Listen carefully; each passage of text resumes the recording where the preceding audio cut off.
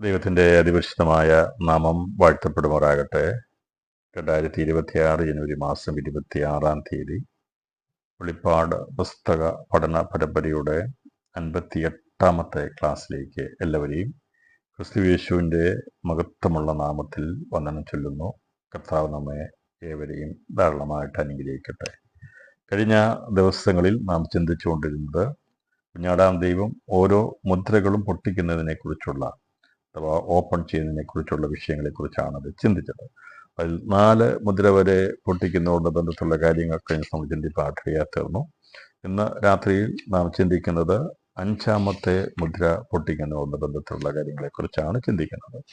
അപ്പോൾ 4ാമത്തെ മുദ്ര പൊട്ടിക്കുന്ന സമയത്തുണ്ടാകുന്ന 4 മഹാബാധകൾ മുഖാന്തരമായി ലോകത്തിൽ അന്ന് ജീവനോടിരിക്കുന്നവരിൽ 4/1 പേര് ലോകത്തുനിന്ന് മരിച്ചു പോകും. അവരെ പാതാളത്തിൻ്റെയും നരകത്തിൻ്റെയും ഇരകളായി തീരും എന്നുള്ളതിനെക്കുറിച്ചാണ് നാം ചിന്തിച്ചത്. അതെങ്ങനെ സംഭവിക്കുന്നു എന്നതിനെക്കുറിച്ച് 4 ബാധകളുള്ള ബന്ധത്തിൽ ചിന്തിച്ചിരുന്നു. യുദ്ധമാകുന്ന വാള്, ക്ഷാമം, മഹാമാരി അഥവാ മഹാവ്യാധികൾ, അതുപോലെ തന്നെ കാട്ടുമൃഗങ്ങൾ, ഇവ 4നെ കൊണ്ടുമാണ് അന്ന് ചുരുങ്ങിയ സമയം കൊണ്ട് ഭൂതലത്തിൽ ജീവിച്ചിരിക്കുന്ന അന്നത്തെ ജനസംഖ്യയിലെ 4/1 ആൾക്കാർ പെടുന്നവയെ ലോകത്തുനിന്ന് മാറ്റപ്പെടുന്നത്. അന്ന് പാതാളത്തിൻ്റെയും നരകത്തിൻ്റെയും ആർത്തി അവർ ഒരിക്കലും തൃപ്തിപ്പെടാത്ത ഇവരുടെ ആർത്തിയാൽ അവർ പിന്തുടർന്ന് അനേകരെ അതിലേക്ക് ഇരകളാക്കി കൊണ്ടുപോകുന്നു എന്നുള്ളതിനെക്കുറിച്ചാണ് നാം ചിന്തിച്ച് കർത്താവൻ സഹതാപം കാണിക്കുന്നില്ല എന്നുള്ളത് ഹോശേയ പ്രവചനത്തെ അടിസ്ഥാനമാക്കി നാം ചിന്തിച്ചിരുന്നു. ഇന്ന് നാം തുടർന്ന് ചിന്തിക്കുന്നത് വെളിപ്പാട് പുസ്തകം 6-ാം അധ്യായം 9 മുതൽ 11 വരെയുള്ള വാക്യങ്ങൾ 5ാമത്തെ മുദ്ര പൊട്ടിക്കുന്നതിനുള്ള ബന്ധത്തിൽ രേഖപ്പെടുത്തിയിരിക്കുന്ന വിഷയങ്ങളെക്കുറിച്ചാണ് നാം തുടർന്ന് ചിന്തിക്കുന്നത്. അവൻ 5ാം മുദ്ര പൊട്ടിച്ചപ്പോൾ ദൈവവചനം നിമിത്തവും തങ്ങൾ പറഞ്ഞ സാക്ഷ്യം ഹേതുവായും അറുക്കപ്പെട്ടവരുടെ ആത്മാക്കളെ ഞാൻ യാഗപീഠത്തിൻ കീഴിൽ കണ്ടു. ഇവിടെ ആത്മാക്കളെ കണ്ടു എന്ന് പറഞ്ഞാൽ അറുക്കപ്പെട്ടവരുടെ മരണാനന്തരം ആത്മാക്കളുണ്ട് എന്നുള്ളതിൻ്റെ വളരെ വ്യക്തമായ ഒരു തെളിവാണ് ഇവിടെ ദൈവത്തിൻ്റെ പരിശുദ്ധനാമം രേഖപ്പെടുത്തിയിരിക്കുന്നത്. മരണാന്തരം ഒന്നുമില്ല, ആത്മാവില്ല, ദൂതനില്ല എന്നൊക്കെ പറയുന്ന ഒരു കൂട്ടം ചിന്തകളും പഠിപ്പിക്കലുകളുമൊക്കെ നിലവിലുണ്ട്. അന്ന് യഹൂദന്മാർ നിലവാരത്തിലും ഈ ചിന്തകളൊക്കെ ഉണ്ട്. സദൂക്യ വശവും പരീക്ഷ ഭവിഷ്യത്തെക്കുറിച്ച് പഠിക്കുമ്പോൾ പരീക്ഷന്മാർ ആത്മാവും ദൂതനും ഒക്കെ ഉണ്ടെന്ന് വിശ്വസിക്കുന്നവരാണെങ്കിൽ സദൂക്യർ അങ്ങനെയുള്ള വിശ്വസിക്കുന്നവരല്ല. അവർ ഈ ലോകത്തിലുള്ള ബന്ധത്തിലുള്ള കാര്യങ്ങൾക്ക് വേണ്ടിയാണ് എന്ന് ചിന്തിക്കുന്നവരാണ്. അപ്പോൾ ആത്മാക്കളുണ്ടോ, മരണാനന്തരം ഉണ്ടെങ്കിൽ അവരെവിടെയാണ് എന്നുള്ളതിനെക്കുറിച്ചുള്ള വളരെ വ്യക്തമായ ഒരു കാഴ്ചപ്പാട് ആണ് ഈ 6-ാം അധ്യായം 9-ാം വാക്യത്തിൽ നിന്ന് നമുക്ക് വ്യക്തമാക്കപ്പെടുന്നത്. അപ്പോൾ യേശുക്രിസ്തു 5ാമത്തെ മുദ്ര പൊട്ടിക്കുമ്പോൾ ദൈവവചനം നിമിത്തവും തങ്ങൾ പറഞ്ഞ സാക്ഷ്യം ഹേതുവായും അറുക്കപ്പെട്ടവരുടെ ആത്മാക്കളെ ഞാൻ യാഗപീഠത്തിൽ കണ്ടു. ഇവിടെ ഈ വചനം വായിക്കുമ്പോൾ ഇതിൻ്റെ അകത്ത് പ്രധാനമായിട്ടും നമ്മൾ മനസ്സിലാക്കേണ്ട 3 കാര്യങ്ങളാണ്. ഒന്ന്, ആരാണ് ആ അറുക്കപ്പെടുന്നവർ, അതിൻ്റെ അകത്ത് ആരൊക്കെയാണ് ഉൾപ്പെടുന്നത്. 3, യാഗപീഠം ഏതാണ്. അപ്പോൾ ആത്മാക്കളെ കാണുന്നത് യാഗപീഠത്തിന് കീഴിലാണ്. അത് ആരുടെ ആത്മാക്കളെയാണ് കാണുന്നത്, അത് എന്നാണ് സംഭവിക്കുന്നത്, അവരാരൊക്കെയാണ് എന്നതിനെക്കുറിച്ച് നാം വിശകലനം ചെയ്യണം. വ്യാഖ്യാന രീതിയിലേക്ക് പോകുമ്പോൾ അതേക്കുറിച്ചുള്ളൊരു കാഴ്ചപ്പാട് നമുക്ക് ലഭിച്ചെങ്കിൽ മാത്രമേ ഇതെന്താകുന്നു എന്നുള്ളതിനെക്കുറിച്ചുള്ള വ്യക്തത ലഭിക്കുകയുള്ളൂ. അപ്പം അതുകൊണ്ട് ഇപ്പോൾ പറഞ്ഞിരിക്കുന്ന 5ാം മുദ്ര പൊട്ടിച്ചപ്പോൾ ദൈവവചനം നിമിത്തവും തങ്ങൾ പറഞ്ഞ സാക്ഷ്യം ഹേതുവായും അറുക്കപ്പെട്ടവരുടെ ആത്മാക്കളെ ഞാൻ യാഗപീഠത്തിൻ കീഴിൽ കണ്ടു. അറുക്കപ്പെട്ടവരുടെ ആത്മാക്കൾ എന്ന് പറയുമ്പോൾ സാധാരണ രീതിയിലുള്ള ഒരു മരണത്തിലൂടെ കടന്നു പോകുന്നവരല്ല, എന്നാൽ അവർ തല ഛേദിക്കപ്പെടുന്നവരാണ് എന്നുള്ളതാണ് അറുക്കപ്പെട്ടവർ എന്നിവിടെ പറഞ്ഞിരിക്കുന്നത്. അപ്പോൾ അതിനെ നമ്മൾ രക്തസാക്ഷികളാകുന്നവർ, എതിർക്രിസ്തുവിൻ്റെ ഭരണത്തിൽ രക്തസാക്ഷികളാകുന്നവരുടെ ആത്മാക്കളെയാണ് യാഗപീഠത്തിന് കീഴിൽ കാണുന്നത്. അപ്പോൾ ആരാണ് എന്നുള്ളതിൻ്റെ ഒരൊറ്റ ഉത്തരം നമുക്ക് ലഭിക്കുന്നത്, അവർ സാധാരണ രീതിയിൽ മരിക്കുന്നവരല്ല. അവർ മരിക്കുന്നത് അന്ന് എതിർ ക്രിസ്തുവിൻ്റെ ദുർഭരണത്തെങ്കിൽ യേശു ക്രിസ്തുവിൻ്റെ സാക്ഷ്യവും ദൈവവചനവും, അഥവാ പഴയ നിയമത്തിൻ്റെ സാക്ഷ്യമാകുന്ന ന്യായപ്രമാണത്തിന് വേണ്ടി നിൽക്കുന്ന ഇസ്രായേലിൽ നിന്നുള്ളവരും കർത്താവിൻ്റെ സാക്ഷ്യമാകുന്ന സുവിശേഷത്തിന് വേണ്ടിയും തലഛേദിക്കപ്പെട്ട് മരിക്കപ്പെടുന്നവരുടെ ആത്മാക്കളെ ആണ് കാണുന്നത് ആണ് ഇവിടെ രേഖപ്പെടുത്തിയിരിക്കുന്നത്. ഇപ്പോൾ രക്തസാക്ഷികൾ എന്ന് പറയുമ്പോൾ ആദ്യമായിട്ട് ഒരു മരണം സംഭവിച്ചത് രക്തസാക്ഷിത്വമാണ്. നമുക്കറിയാം, ഏദൻ തോട്ടത്തിൽ നിറക്കപ്പെട്ട ആദം ഹവ്വ ദമ്പതിമാർക്കുണ്ടായ കയ്യനും ഹാബേലും അവർ വളർന്ന് കഴിഞ്ഞപ്പോൾ ആരാധനയോടുള്ള ബന്ധത്തിൽ അവിടെ നീതിമാനായിരിക്കുന്ന ഹാബേൽ കൊല്ലപ്പെടുകയാണ് ചെയ്തത്. അപ്പോൾ അവൻ്റെ ആത്മാവിനെ ദൈവം ഉൾക്കൊള്ളാൻ വേണ്ടി അവിടെ ഭൂമി വായത്ത് പിളർന്ന് അവൻ്റെ ആത്മാവിനെ മീതെയുള്ള പാതാളത്തിലേക്ക് കൊണ്ടുപോയി എന്നുള്ളതിനെക്കുറിച്ച് നമുക്കറിയാം. അപ്പോൾ ആദ്യത്തെ മരണം സംഭവിച്ചത് ഒരു രക്തസാക്ഷിത്വ മരണമായിരുന്നു. എന്തിനു വേണ്ടിയായിരുന്നു? ദൈവിക ആരാധനയുള്ള ബന്ധത്തിലായിരുന്നു. ദൈവത്തെ പ്രസാദിപ്പിച്ചവനും ദൈവത്തെ പ്രസാദിപ്പിക്കുവാൻ നോക്കിയിട്ട് സാധിക്കാതെ പോയവനുമായ ദുഷ്ടനുമായിട്ടുള്ള വിഷയമായിരുന്നു. അവിടെ മനുഷ്യനായതുകൊണ്ടാണ് ദൈവത്തെ പ്രസാദിപ്പിക്കാൻ വേണ്ടി ശ്രമിച്ചത്, പക്ഷെ അവൻ അതിൽ പരാജയപ്പെട്ടു. എന്നാൽ സാത്താൻ ഒരിക്കലും ദൈവത്തെ പ്രസാദിപ്പിക്കാൻ വേണ്ടി നോക്കുന്നവനല്ല, അവൻ മുഖ്യ ശത്രുവാണ്. ഇവിടെ ആദ്യമായി ഒരു മരണം ലോകത്തിൽ ജനമരണം സംഭവിക്കുന്നത് അത് ഒരു രക്തസാക്ഷിത്വ മരണമാണ്. എന്തിനു വേണ്ടിയായിരുന്നത്? സമ്പത്തിന് വേണ്ടിയായിരുന്നില്ല, അവിടെ സ്ഥാനമാനങ്ങൾക്ക് വേണ്ടിയായിരുന്നില്ല, ഒന്നും വേണ്ടിയായിരുന്നില്ല. ആരാധനയോടുള്ള ബന്ധത്തിലുള്ള ഒരു പോരാട്ടത്തിലാണ് ഹാബേലിന് തൻ്റെ ജീവൻ നഷ്ടമാക്കേണ്ടി വന്നത്. അപ്പോൾ ലോകാരംഭത്തിൽ അങ്ങനെ സംഭവിച്ചെങ്കിൽ ലോക അവസാനത്തിൽ സംഭവിക്കുന്നതും രക്തസാക്ഷികളുടെ സമൂഹത്തിൻ്റെ ഈ ലോകത്തു നിന്നുള്ള മരണത്തെയാണ് കാണിക്കുന്നത്. അപ്പോൾ ലോക ആരംഭത്തിൽ സംഭവിച്ചത് ആരാധനയുള്ള ബന്ധത്തിലുള്ള രക്തസാക്ഷിത്വമാണെങ്കിൽ ലോകാവസാനത്തോടുള്ള ബന്ധത്തിലും രക്തസാക്ഷികളുടെ സമൂഹം ഉണ്ടാകും. അത് ആരംഭത്തിലും അവസാനത്തിലും കാണുന്നത് ഒരേ കാര്യമാണ്. അപ്പോൾ കർത്താവിൻ്റെ രണ്ടാമത്തെ വരവോടുകൂടി ലോക ഭരണം കർത്താവ് ഏറ്റെടുക്കുമ്പോൾ സാത്താനിക ഭരണം അവസാനിക്കുന്നു. അതാണ് ലോകാവസാനം. അപ്പോൾ സാത്താനിക ഭരണത്തിൻ്റെ കീഴിലുള്ള എല്ലാ കാലഘട്ടങ്ങളിലും സത്യത്തിന് വേണ്ടി നിൽക്കുന്ന സത്യ ദൈവിക ആരാധനയ്ക്ക് വേണ്ടി നിൽക്കുന്നവരെല്ലാം പോരാട്ടങ്ങളിലൂടെ കടന്നുപോയിട്ടുണ്ട്. അവർക്ക് ജീവൻ പോലും തൃണവൽക്കരിക്കേണ്ടി വന്നിട്ടുണ്ട്. അത് അവർ ദൈവത്തിന് വേണ്ടി സമർപ്പിക്കേണ്ടതായിട്ട് വന്നിട്ടുണ്ട്. അവരെ കൊന്നുകളഞ്ഞിട്ടുണ്ട്. അതിൻ്റെ ചരിത്രം നമുക്ക് നിരവധി തെളിവുകൾ നൽകുന്നുണ്ട്. അതിൻ്റെ ഒന്നാമത്തെ തെളിവാണ് ഹാബേൽ എന്നുള്ളത്. അപ്പോൾ അതിനുശേഷമായി എവിടെ നോക്കിയാലും നിരവധി സമയങ്ങളിൽ പോരാട്ടങ്ങളുണ്ട്. അവർ നിരവധി വിഷയങ്ങളോട് കടന്നു പോകും. ഇരുളും വെളിച്ചവും തമ്മിലുള്ള പോരാട്ടത്തിൽ ഇരുൾ ഒരിക്കലും ജയിക്കത്തില്ല, വെളിച്ചമായിരിക്കും ജയിക്കുന്നത്. എന്നാൽ ഇരുളിൻ്റെ അധികാരത്തിൻ്റെ യഥാർത്ഥമായിരിക്കുന്ന ഭരണം സ്ഥാപിതമായി തീരുമ്പോൾ അന്ന് ഒരാളല്ല മരിക്കപ്പെടുന്നത്, അവിടെ എണ്ണിക്കൂടാത്ത വലിയൊരു കൂട്ടം ആൾക്കാർ ഈ ലോകത്തിൽ കർത്താവിന് വേണ്ടി, സത്യത്തിന് വേണ്ടി, സത്യാരാധനയ്ക്ക് വേണ്ടി തല വെച്ചു കൊടുക്കും. അവരെ അറുക്കപ്പെടുന്ന സ്ഥലത്ത് അവർ ധൈര്യത്തോടു കൂടി തങ്ങളുടെ തല അറുത്തു കളഞ്ഞു കൊള്ളുക, എന്നാലും സത്യദൈവത്തെ വിട്ട് ഞങ്ങൾ മാറുകയില്ല എന്ന് പറയുന്ന ഒരു കൂട്ടം ജനത്തെ ദൈവം കണ്ടിട്ടുണ്ട്. അതുകൊണ്ട് ഇന്ന് രാത്രിയിൽ വചനം നമ്മൾ ശ്രവിക്കുമ്പോൾ ഇവിടെ നിസ്സാരമായൊരു പ്രശ്നം വരുമ്പോൾ നാമൊക്കെ തളർന്നു പോവുകയും നിരാശപ്പെടുകയും വല്ലാതെ പിറുപിറുക്കുകയും ചെയ്യുന്നവരാണ്. പ്രിയപ്പെട്ടവരെ, എന്ന ഒരു കാലഘട്ടം വരാൻ പോകുന്നു. ദൈവത്തിന് വേണ്ടി അതേ ജീവൻ പോലും കൊടുക്കുവാൻ തലയറക്കപ്പെടുന്നിടത്ത് കൊണ്ട് തല കാണിച്ചു കൊടുക്കും. അവരെ പിടിക്കപ്പെട്ടു കഴിയുമ്പോൾ അവർ മാറിക്കൊടുക്കത്തില്ല. ദൈവം അവരുടെ മേൽ സഹിപ്പാനുള്ള വരം, സഹിഷ്ണുതയുടെ വരം കൊടുക്കുന്നത് കൊണ്ട് നിശ്ചയമായിട്ടും ആ സമയങ്ങളിൽ ഭയം കൂടാതെ ദൈവത്തിന് വേണ്ടി രക്തസാക്ഷിത്വം വരിക്കുന്ന ഇസ്രായേലിൽ നിന്നുള്ള 144,000 പേരും സഭയുടെ ശേഷിപ്പിൽപ്പെടുന്ന എണ്ണിക്കൂടാത്ത വലിയൊരു പുരുഷാരവും ഉണ്ടായിരിക്കും എന്നുള്ളത് ദൈവവചനത്തിൽ പറഞ്ഞിരിക്കുന്നതുകൊണ്ട് ഞാൻ വിശ്വസിക്കുന്നു.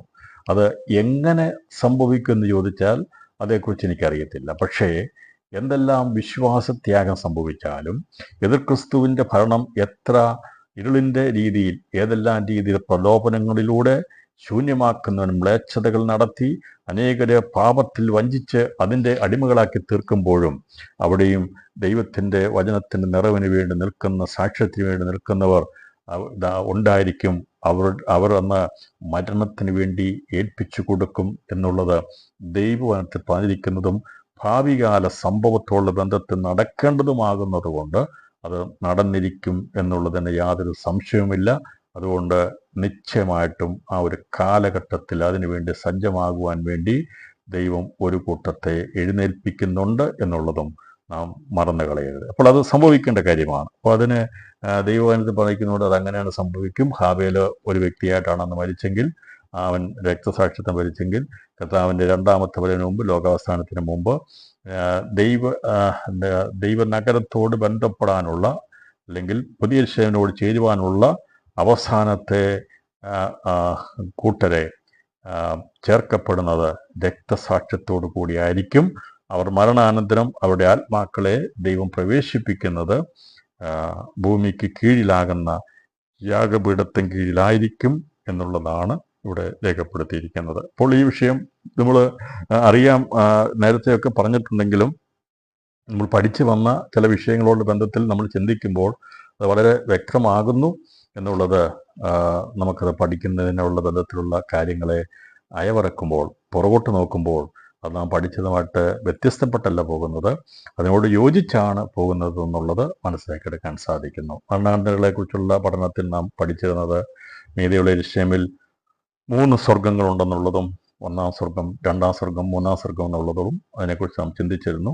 അതിൽ 3-ാം സ്വർഗത്തിലുള്ളവരാണ് ആദ്യമായിട്ട് പുനരുത്ഥാനം പ്രാപിക്കുന്ന സമയത്ത് രൂപാന്തരപ്പെട്ട് അതാണ് മധ്യാകാശ പ്രത്യക്ഷതയിൽ മീതെയുള്ള യെരൂശലേമാകുന്ന നമ്മുടെ അമ്മയിൽ നിന്ന് 3-ാം സ്വർഗത്തിലുള്ളവർ പുനരുത്ഥാനവും അതുപോലെ ജീവനോട് രൂപാന്തരം പ്രാപിച്ച് മണവാട്ടിയായി എടുക്കപ്പെടും എന്നുള്ളതിനെക്കുറിച്ച് നാം ചിന്തിച്ചിട്ടുണ്ട്. അപ്പോൾ അതോടുകൂടി പരദീസയാകുന്ന സ്വർഗത്തിൻ്റെ മീതെയുള്ള ഏറ്റവും മുകളിലുള്ള 3-ാമത്തെ സ്വർഗം ശൂന്യമാക്കപ്പെടുന്നു എന്നുള്ളത് നാം ചിന്തിച്ചതിന് ശേഷം അവിടേക്ക് ഞാനും പ്രവേശിക്കത്തില്ല. പിന്നീടുള്ളത് 1-ാം സ്വർഗവും 2-ാം സ്വർഗവുമാണ്. അവരുടെ രക്തസാക്ഷി അവരെ 2 സാക്ഷികളാകുന്നതും അവർ 1-ാമത്തെ നിലവിളക്കും 1-ാമത്തെ ഒലിവുമരമാണെന്ന് നാം ചിന്തിച്ചിരുന്നു. 2 സാക്ഷികൾ കൊല്ലപ്പെട്ട് കിടക്കുന്നതിൽ അവരുടെ പുനരുത്ഥാനം എടുക്കപ്പെടലും ഇവിടെ കയറി വരിക എന്ന ശബ്ദത്തിൽ അവർ മേഘത്തിൽ ആകാശത്തിലേക്ക് കയറി എന്നത് വെളിപ്പാട് 15-ാം അധ്യായത്തിൽ നമ്മൾ ചിന്തിച്ചിരുന്നു.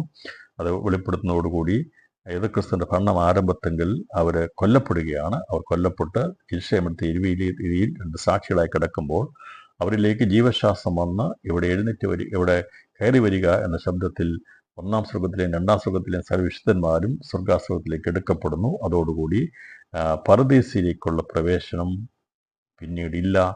1-ാം സ്വർഗവും 2-ാം സ്വർഗവും 3-ാം സ്വർഗവും അവിടെ ശൂന്യമാക്കപ്പെട്ടു. ദൈവം എന്തിനു വേണ്ടി അത് പണിതുവോ അതിൻ്റെ ഉദ്ദേശം പൂർത്തീകരിക്കപ്പെട്ടു എന്നുള്ളതാണ് നാം കഴിഞ്ഞ 2 പുനരുത്ഥാനങ്ങളുടെ ബന്ധത്തിൽ മനസ്സിലാക്കിയത്. മണവാട്ടി സഭയുടെ പുനരുത്ഥാനം മരിച്ചവരുടെ വന്ന പുനരുത്ഥാനമാണ്. അന്ന് സ്വർഗീയ പരദീസ അന്ന് മീതെയുള്ള യെരൂശലേമിൽ നിന്ന് 3-ാം സ്വർഗത്തിലുള്ള വിശുദ്ധന്മാരാണ് പുനരുത്ഥാനം പ്രാപിക്കുന്നത്. ജീവനോട് അതേ നിലവാർത്തിരിക്കുന്നവർ അവർ രൂപാന്തരം പ്രാപിച്ചെടുക്കപ്പെടുകയാണ് ചെയ്യുന്നത്. 2 സാക്ഷിയുടെ പുനരുത്ഥാനത്തോടുള്ള ബന്ധത്തിൽ വെളിപ്പാട് 11-ാം അധ്യായത്തിൽ നാം ചിന്തിച്ചത് 1-ാം സ്വർഗത്തിലെയും 2-ാം സ്വർഗത്തിലെയും വിശുദ്ധന്മാർ അവരുള്ള ബന്ധത്തിൽ എതിർക്രിസ്തുവിന്റെ ഭരണാരംഭത്തിൽ നടക്കുന്ന പുനരുത്ഥാനത്തിൽ അവർ കൂടി സ്വർഗാസ്വർഗത്തിലേക്ക് പ്രവേശിക്കപ്പെടുന്നു. പിന്നീട് പരദീസിലേക്ക് ആത്മാക്കൾ പ്രവേശിക്കപ്പെടുന്നില്ല. എന്നാൽ എതിർക്രിസ്തുവിന്റെ ഭരണാരംഭത്തെങ്കിൽ ഈ 2 സാക്ഷിക പുനരുത്ഥാനം കഴിഞ്ഞു കഴിഞ്ഞാൽ അതിനുശേഷം കൊല്ലപ്പെടുന്ന കർത്താവിൻ്റെ സാക്ഷ്യത്തിന് വേണ്ടിയും സുവിശേഷത്തിന് വേണ്ടിയും ദൈവകൽപ്പന പഴയ നിയമത്തിന് വേണ്ടിയും നിൽക്കുന്നവരെ സാത്താൻ തലയറുത്ത് കൊന്നുകളയുമ്പോൾ അവരുടെ ആത്മാക്കളെ പ്രവേശിപ്പിക്കുന്നത് യാഗപീഠത്തിന് കീഴിലേക്കാകുന്നു എന്നാണ് ഇവിടെ രേഖപ്പെടുത്തിയിരിക്കുന്നത്. ഇതാണ് ഇതിൻ്റെ പശ്ചാത്തലം. അപ്പോൾ ഈ യാഗപീഠം ഇനി ഏതാണ് എന്നുള്ളതിനെക്കുറിച്ചാണ് നമ്മൾ പ്രത്യേകം ശ്രദ്ധിക്കേണ്ടത്. അപ്പോൾ ഇവിടെ പ്രത്യേകം ശ്രദ്ധിക്കണം. അന്ന് ഈ രക്തസാക്ഷികൾ എന്ന് പറയുമ്പോൾ ലോകാരംഭത്തിൽ രക്തസാക്ഷികളായിട്ടുള്ള ആത്മാക്കളെ കണ്ടുവെന്നല്ല, അവരെവിടെയാണെന്ന് നമ്മൾ കണ്ടു. ഹാബേൽ എവിടെയായിരുന്നു? അബ്രഹാം എവിടെയായിരുന്നു ഒക്കെ നമുക്കറിയാം. പഴയ വിശുദ്ധന്മാർ അവർ മീതെയുള്ള പാതാളത്തിലായിരുന്നു. അദ്ദേഹം ഉദ്ധരിച്ചു കൊണ്ടുപോയി ഒന്നാമത്തെ പർദീസിലെ ഒന്നാം സ്വർഗത്തിലാക്കി. അവരെ അങ്ങനെയുള്ള ഇസ്രായേൽ എന്നുള്ളവരും അതുപോലെ തന്നെ പഴയ നിയമത്തിൻ്റെ വിശുദ്ധന്മാരെല്ലാം ഒന്നാം സ്വർഗത്തിൻ്റെ പ്രവേശിക്കപ്പെടുന്നവരാണ്. അതിപ്പോഴും അത് നടന്നുകൊണ്ടിരിക്കുന്നു. രണ്ടാം സ്വർഗത്തിലുള്ളത് മണവാട്ടി സഭയുടെ കന്യകമാരുടെ നിലവാരത്തിലുള്ളവരാണെന്ന് നമുക്ക് അറിയാം. മൂന്നാം സ്വർഗത്തിലുള്ളത് മണവാട്ടി സഭയാകുന്നു എന്നുള്ളതും നാം ചിന്തിക്കും. മണവാട്ടി സഭയുടെ തോഴിമാരാണ് രണ്ടാമത്തെ സ്വർഗത്തിലുള്ളത്. ഞാൻ പറഞ്ഞത് തെറ്റിപ്പോയെങ്കിൽ കറക്ഷൻ ചെയ്യണം. ഒന്നാം സ്വർഗത്തിലുള്ളത് അത് പഴയ നിയമത്തിൻ്റെ വിശുദ്ധന്മാർ, ഇസ്രായേൽ ഉൾപ്പെടെയുള്ള ദാവീദ്, അങ്ങനെയുള്ള വിശുദ്ധന്മാരെല്ലാവരും ഉൾപ്പെടുന്നതാണ്. ദാനിയേൽ ഉൾപ്പെടെയുള്ളവരെല്ലാം ഉൾപ്പെടുന്നതാണ്. ഹാബേൽ ഉൾപ്പെടെ എല്ലാവരും ഉൾപ്പെടുന്നതാണ് ഒന്നാമത്തെ സ്വർഗത്തിലുള്ളത്. രണ്ടാം സ്വർഗത്തിലേക്ക് പ്രവേശിക്കപ്പെടുന്നത് മണവാട്ടി സഭയിൽ നിന്ന് തോഴിമാർ, മണവാടൻ്റെ രാജ്ഞിയായിരിക്കുന്ന മണവാട്ടിയുടെ തോഴിമാരാകുന്ന കന്യകമാരുടെ ഗണത്തിൽപ്പെടുന്നവരാണ് രണ്ടാം സ്വർഗത്തിലുള്ളവർ. മൂന്നാം സ്വർഗത്തിലുള്ളവർ മണവാട്ടി സഭയിൽ ഉൾപ്പെടുന്നവരാണ് എന്നുള്ളത് നമ്മൾ ചിന്തിച്ചു. അവരുടെ പുനരുത്ഥാനം പൂർത്തീകരിക്കപ്പെടുന്നതിനെക്കുറിച്ച് ചിന്തിച്ചു. കർത്താവിൻ്റെ മധ്യാകാശ പ്രത്യക്ഷതയിൽ മണവാട്ടി സഭയുടെ പുനരുത്ഥാനവും രൂപാന്തരവും പൂർത്തീകരിക്കപ്പെടും. രണ്ട് സാക്ഷിയുടെ എതിർക്രിസ്തുവിൻ്റെ ഭരണാരംഭത്തിൽ നടക്കുന്ന രണ്ട് സാക്ഷിയുടെ പുനരുത്ഥാനത്തിൽ ഒന്നാം സ്വർഗത്തിലുള്ളവർ രണ്ടാം സ്വർഗത്തിലും എടുക്കപ്പെടും. ഇതേക്കുറിച്ച് വളരെ വിശദമായി സെക്രട്ടറിയുടെ പുസ്തകത്തേക്ക് ആധാരമാക്കി നമ്മൾ ചിന്തിച്ചിരുന്നു. ഞാൻ ഒന്നുകൂടെ അതിനെ ഓർപ്പിച്ച് വെളിപ്പെടുത്തുകയാണ് ചെയ്യുന്നത്. എന്നാൽ അതിനുശേഷമായി പിന്നീട് വിശുദ്ധന്മാരുടെ എണ്ണം തികഞ്ഞിട്ടില്ല. പുതിയ യെരൂശലേമിലുള്ള ബന്ധത്തിൽ ചേരാനുള്ള വിശുദ്ധന്മാരുടെ എണ്ണം തികഞ്ഞിട്ടില്ല. അതിനുള്ള ബന്ധത്തിൽ ശേഷിക്കുന്നവരെയാണ് എതിർക്രിസ്തുവിൻ്റെ ഭരണത്തിൽ നടക്കുന്ന അവൻ തലഛേദിക്കപ്പെടുന്നതോടുകൂടി അതിൻ്റെ നഗരത്തിൽ ഉൾപ്പെടാനുള്ളവരുടെയും ഗോപുരങ്ങളിൽ ഉൾപ്പെടാനുള്ളവരുടെയും എണ്ണമാണ് തികയപ്പെടുന്നത്. അപ്പോൾ ഒന്നുകൂടെ ഞാനത് മനസ്സിലാക്കാൻ വേണ്ടി ഒന്നുകൂടി അത് ആവർത്തിച്ച് പറയാം. പഠിച്ചിട്ട് കുറേ നാളുകളായതുകൊണ്ട് മറന്നുപോയി കാണും. അപ്പോൾ പുതിയ യെരൂശലേം മന്ദിരമുണ്ട്. മന്ദിരം ക്രിസ്തുവാണ്. ക്രിസ്തുവോട് ചേരുന്നവരാണ് മണവാട്ടി സഭ. അവരാണ്, അവരുടെ ആത്മാക്കളാണ് മരണാനന്തരം മൂന്നാമത്തെ സ്വർഗത്തിൽ വിശ്രമിക്കുന്നത്. അവരുടെ പുനരുത്ഥാനത്തിൽ ലഭിക്കുന്നത് സൂര്യ തേജസ് ആയിരിക്കും. ഈ പുതിയ യെരൂശലേമിൻ്റെ നഗരത്തോടുള്ള ബന്ധത്തിൽ ഉൾപ്പെടുന്ന ചന്ദ്രശോഭയോടുള്ള ബന്ധത്തിലുള്ള പുതിയ നിയമവിശ്വാസികളാണ്. അവരെ പ്രതിനിധീകരിക്കുന്നവരാണ് രണ്ട് നിലവിളക്കുകൾ. അതിൽ ഒന്നാമത്തെ നിലവിളക്കാണ് എതിർക്രിസ്തുവിൻ്റെ ഭരണാരംഭത്തെങ്കിൽ എണ്ണം പൂർത്തീകരിക്കപ്പെടുന്നതോടുകൂടി അവരുടെ പുനരുത്ഥാനം നടക്കുന്നത്. അവർ ചന്ദ്ര തേജസ്സുള്ളവരായി അവർ സ്വർഗാസ്വർഗത്തിലേക്ക് എടുക്കപ്പെടും. അപ്പോൾ അന്ന് നടക്കുന്ന അതേ പുനരുത്ഥാനത്തിലാണ്, രണ്ട് സാക്ഷ്യ പുനരുത്ഥാനത്തിലാണ് ഒന്നാമത്തെ രണ്ട് ഒലിവുമരത്തിലെ ഒന്നാമത്തെ ഒലിവുമരമാകുന്ന പഴയ നിയമത്തിൻ്റെ വിശുദ്ധന്മാർ നക്ഷത്ര തേജസ്സോടുകൂടി അവർ എടുക്കപ്പെടുന്നത്. അവർ നഗരത്തിൻ്റെ മതിലിൻ്റെ ഭാഗമായി തീരാനുള്ളവരാണ്. അപ്പോൾ അതുകൊണ്ട് പുതിയ നിയമത്തിൻ്റെ നഗരവും നഗരത്തിൻ്റെ ഒരു ഭാഗവും മതിലുമേ ഉള്ള ആൾക്കാരാണ് എത്തിച്ചേർന്നത്. എന്നാൽ നഗരം പൂർണ്ണമാക്കപ്പെടുന്നത്, അതുപോലെ തന്നെ ഗോപുരങ്ങൾ പണിയപ്പെടുന്നത് ഉള്ള ബന്ധത്തിൽ എത്തിച്ചേരുന്നത് ഒന്നാമത്തെ പുനരുത്ഥാനത്തിലാണ്. അതിൻ്റെ എണ്ണം തികയപ്പെടുന്നത് എതിർക്രിസ്തുവിൻ്റെ ഭരണത്തിൽ രക്തസാക്ഷിത്വം വരിക്കുന്നതോടുകൂടിയാണ്. അന്ന് രക്തസാക്ഷിത്വം വരിക്കുന്നവരുടെ ആത്മാക്കളെ വയ്ക്കുന്നത് യാഗപീഠത്തിന് കീഴിലാകുന്നു. അവരിൽ രണ്ട് കൂട്ടരുണ്ടെന്നുള്ളതും നമുക്കിവിടെ കാണാൻ സാധിക്കും. ഇപ്പോൾ യാഗപീഠം എന്നുള്ളത് ഏതാണെന്ന് വെളിപ്പെടുത്തിയ ശേഷം അവരിൽ രണ്ട് കൂട്ടരുണ്ട്. അഥവാ പുതിയ നിയമത്തിൻ്റെ സാക്ഷ്യം ഉള്ളവരും അതുപോലെ ദൈവകൽപ്പന പ്രമാണിക്കുന്ന ഇസ്രായേലിൽ നിന്നുള്ള 144,000 ഉണ്ടായിരിക്കും എന്നുള്ളതിനെക്കുറിച്ച് നമ്മൾ ചിന്തിക്കുന്നതായിരിക്കും. എന്നാൽ ഇവിടെ പറഞ്ഞിരിക്കുന്ന യാഗപീഠം ഏതാകുന്നു എന്നുള്ളത് ഒന്ന് വ്യക്തമാക്കുകയാണ് ഞാൻ വേഗത്തിൽ ചെയ്യുന്നത്. ഇത്രയും പറഞ്ഞ കാര്യത്തിലൊന്ന് അത് മനസ്സിലായി എന്ന് വിശ്വസിക്കുന്നു. അപ്പോൾ ഇവിടെ പറഞ്ഞിരിക്കുന്ന യാഗപീഠം എന്നുള്ളത് ഏതാകുന്നു എന്നുള്ളത് നമ്മൾ ചിന്തിക്കുമ്പോൾ യാഗപീഠത്തോടുള്ള ബന്ധത്തിൽ നമുക്ക് കാണാൻ സാധിക്കുന്നത് യെരൂശലേം ദേവാലയത്തോടുള്ള ബന്ധത്തിൽ യാഗപീഠമുണ്ട്. എന്നാൽ ആ യാഗപീഠത്തിലല്ല, യെരൂശലേം ദേവാലയത്തിനുള്ള ബന്ധത്തിലുള്ള യാഗപീഠത്തിന് കീഴിലല്ല അവരെ വയ്ക്കുന്നതെന്നുള്ളതിനെ നമുക്ക് അതിനെ വലിയ പഠിപ്പിക്കേണ്ട ആവശ്യമില്ല. അപ്പോൾ യെരൂശലേം ദേവാലയത്തിലെ യാഗപീഠം 11-ാം അധ്യായം 1-ാം വാക്യത്തിൽ രേഖപ്പെടുത്തിയിട്ടുണ്ട്. ഈ യാഗപീഠത്തിന് കീഴിലല്ല രക്തസാക്ഷിയുടെ ആത്മാക്കളെ സൂക്ഷിക്കുന്നത് എന്നുള്ളത് വിശദീകരിക്കേണ്ട ആവശ്യമില്ല. കാരണം മരിച്ചു പോകുന്ന ആത്മാക്കളെ ഒരിക്കലും ഒരു ദൈവത്തിൻ്റെ ആലയത്തിൻ്റെ യാഗപീഠത്തിൻ്റെ കീഴിൽ കൊണ്ടുവെക്കത്തില്ല. അവിടെയല്ല വെച്ചിരിക്കുന്നത്, പഴയ നിയമത്തിൻ്റെ യാഗപീഠത്തിൻ്റെ കീഴിലല്ല. കാരണം അത് മനുഷ്യൻ പണിയുന്നതാണ്. മനുഷ്യൻ പണിയുന്നതിൻ്റെ കീഴിൽ കൊണ്ട് ദൈവ ആത്മാക്കളെ വെക്കത്തില്ല. നമ്മൾ ഏതെങ്കിലും ഒരു വീട് പണിത് കഴിഞ്ഞാൽ അതിൻ്റെ കീഴിലാണ് ദൈവങ്ങളുടെ ആത്മാക്കളെ വെക്കുന്നത്? ഒരിക്കലും ദൈവം വെക്കത്തില്ല. പരീക്ഷ ദേവാലയം പണിയപ്പെടുന്ന മനുഷ്യൻ്റെ മനുഷ്യൻ്റെ ശക്തി കൊണ്ട് പണിയപ്പെടുന്നതാണ്. പരീക്ഷ ദേവാലയം പണിയപ്പെടുന്ന മനുഷ്യൻ പണിയപ്പെടുന്ന യാഗപീഠത്തിന് കീഴിലല്ല മരണാനന്തരം അന്ന് രക്തസാക്ഷികളാകുന്ന ആത്മാക്കളെ വെക്കുന്നത് എന്നുള്ളതിന് അധികം തെളിയിക്കേണ്ട ആവശ്യമില്ല. അപ്പോൾ യാഗപീഠം എന്നുള്ള യെരൂശലേം ദേവാലയത്തിലെ യാഗപീഠമല്ല. പിന്നെ രണ്ടാമത്തെ യാഗപീഠം എന്നുള്ളത് സ്വർഗീയ സിംഹാസനത്തിന് മുമ്പിലുള്ള യാഗപീഠമാണ്. 8-ാം അധ്യായം 3-ാം വാക്യം, പൗലോസ് 8-ാം അധ്യായം 3-ാം വാക്യത്തിലാണ്.